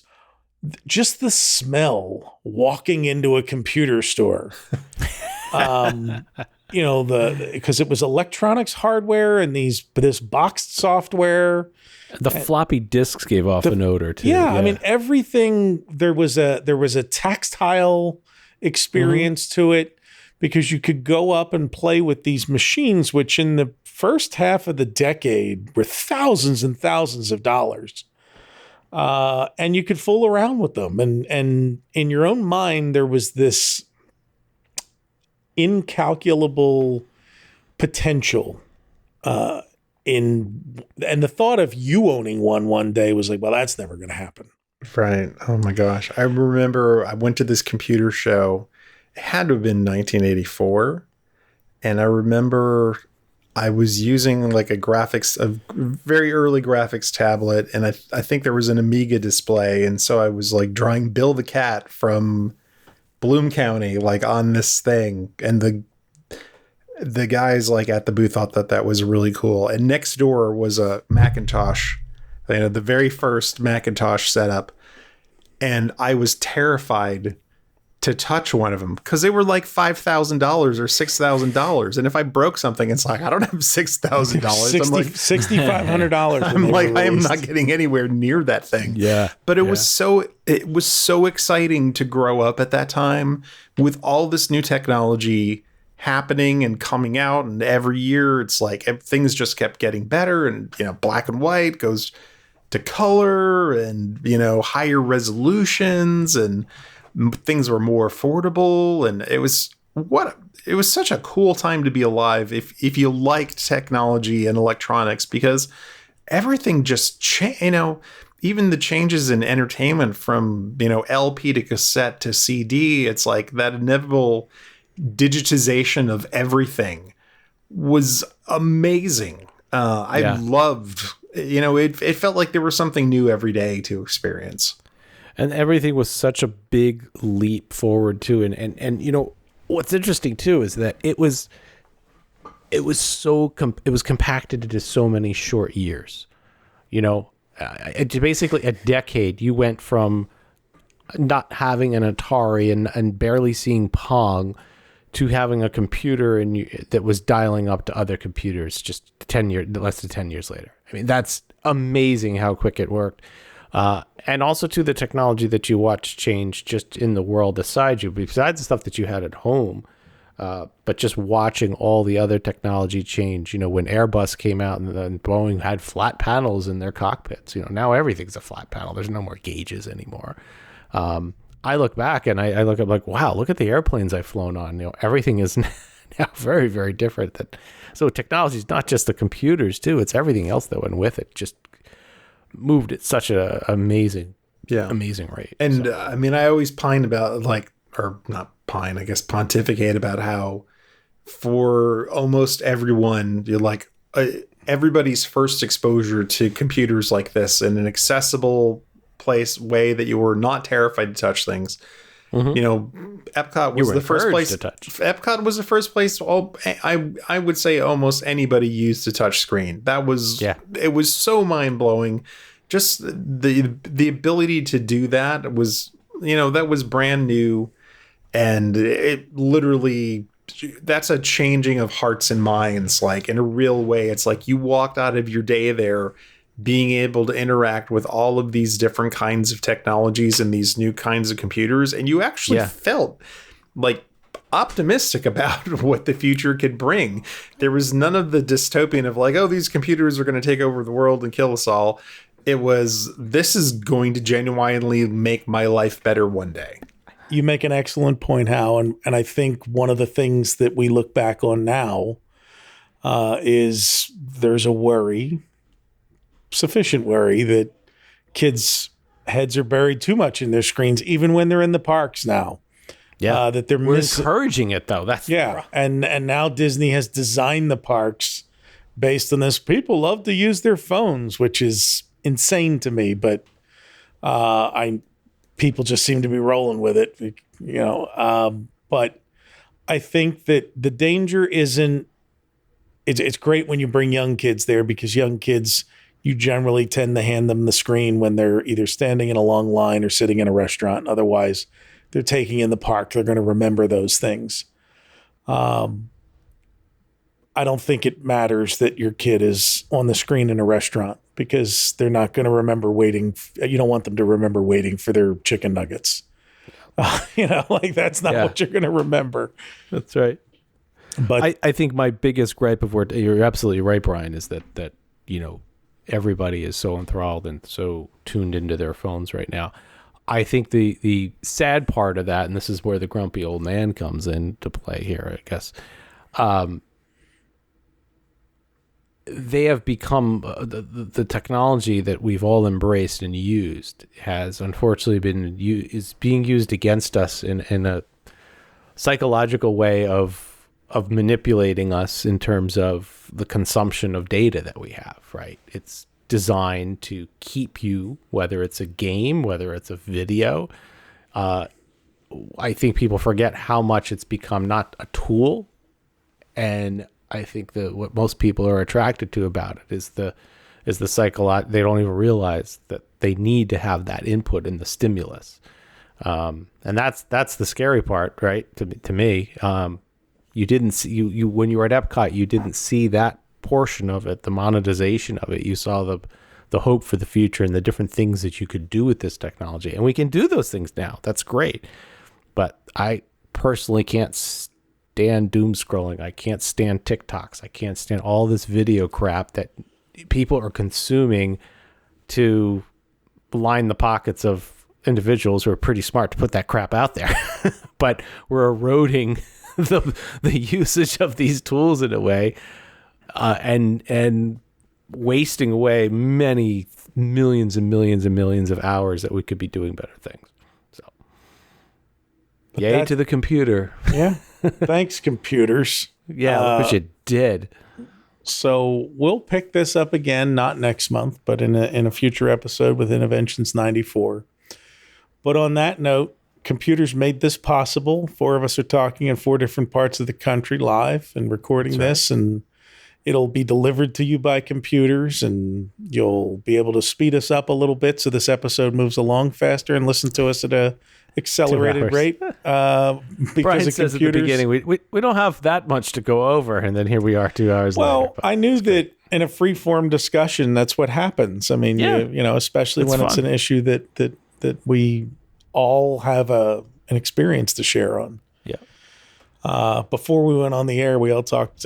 We were talking about purchasing our first computers or getting our first computers, which was fun. But you know, we'll share those stories in person sometime. But do a movie night. We could talk. We could do a retro computer night. But write to us if you have your own stories here of things you remember and being blown away by. We'd love to hear it. And we've got Apple fans, right? You were an Apple. You had an Apple. I was Commodore. Well, I had them all. You know, I had to get the TRS-80 first. We had the Model 4 first, right, and then I got the Apple compatible, and I had an Amiga, and then my home computer has been a Mac since 1994. My work computers have always been PCs, so I use both every day. And what was your? Well, I started on an abacus. Yeah, I mean, we had a wheel and a hoop. I've used almost everything. My first exposure was in a 5th grade to a TRS-80 Model 1, and then which I taught myself basic programming. I owned an Atari 800 as a home computer, but I played with with school and stuff. I had the early access to early Macs and Amiga 500s and early IBM, PCs with 286, 386. Yeah, 286 and 3 with like a very primitive like 3D software. No math coprocessor either. Yeah, it was like so slow and horrible. So no multitasking either. Yeah, no. And every version, DOS computers, I've been able to use just about everything that was out there, and had friends with like TI 99s and other things. I mean, I remember just like your story, Todd. Instead of getting a cassette tape, I would get Atari Age magazine, and there would be programs that you would type in the hexadecimal.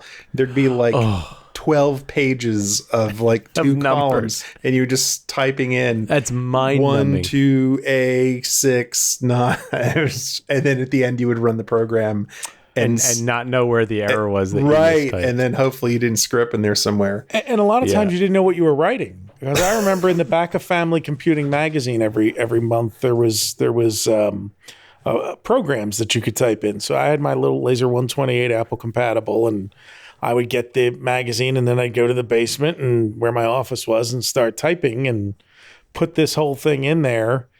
And at the end of after you wrote it, because it would be like, oh, a holiday surprise, type this program. And so you spend 45 minutes writing, and all of a sudden it's like snowflakes fall down the screen. It's like, happy holidays. Do, do, do, do, do, do. You're just like, I can't believe I just did that for 45 minutes. And then you'd save it to be like, look what I did. JT's first computer was a Pentium, I bet. Close. Tandy 1000 in the late 80s. And then our next one was a Gateway. There you go. With a Pentium Pro. See? All right, I was only one off. The cow. Pentium Pro, that's the vertical chip. Yeah. Yes, we got cow spotted boxes, and I remember the big deal was like, you better cut those boxes up and turn them inside out because everybody's going to see you got a computer and rob you. Wow. And then from there, Did you grow up in East Cleveland? Is it? No, it just, that was I don't know. He read that in Consumer Reports. That's what they said to do. You were cutting up 6-pack plastic rings from sodas. That's right. Yeah, and then from there, I've just been kind of building my own the past three.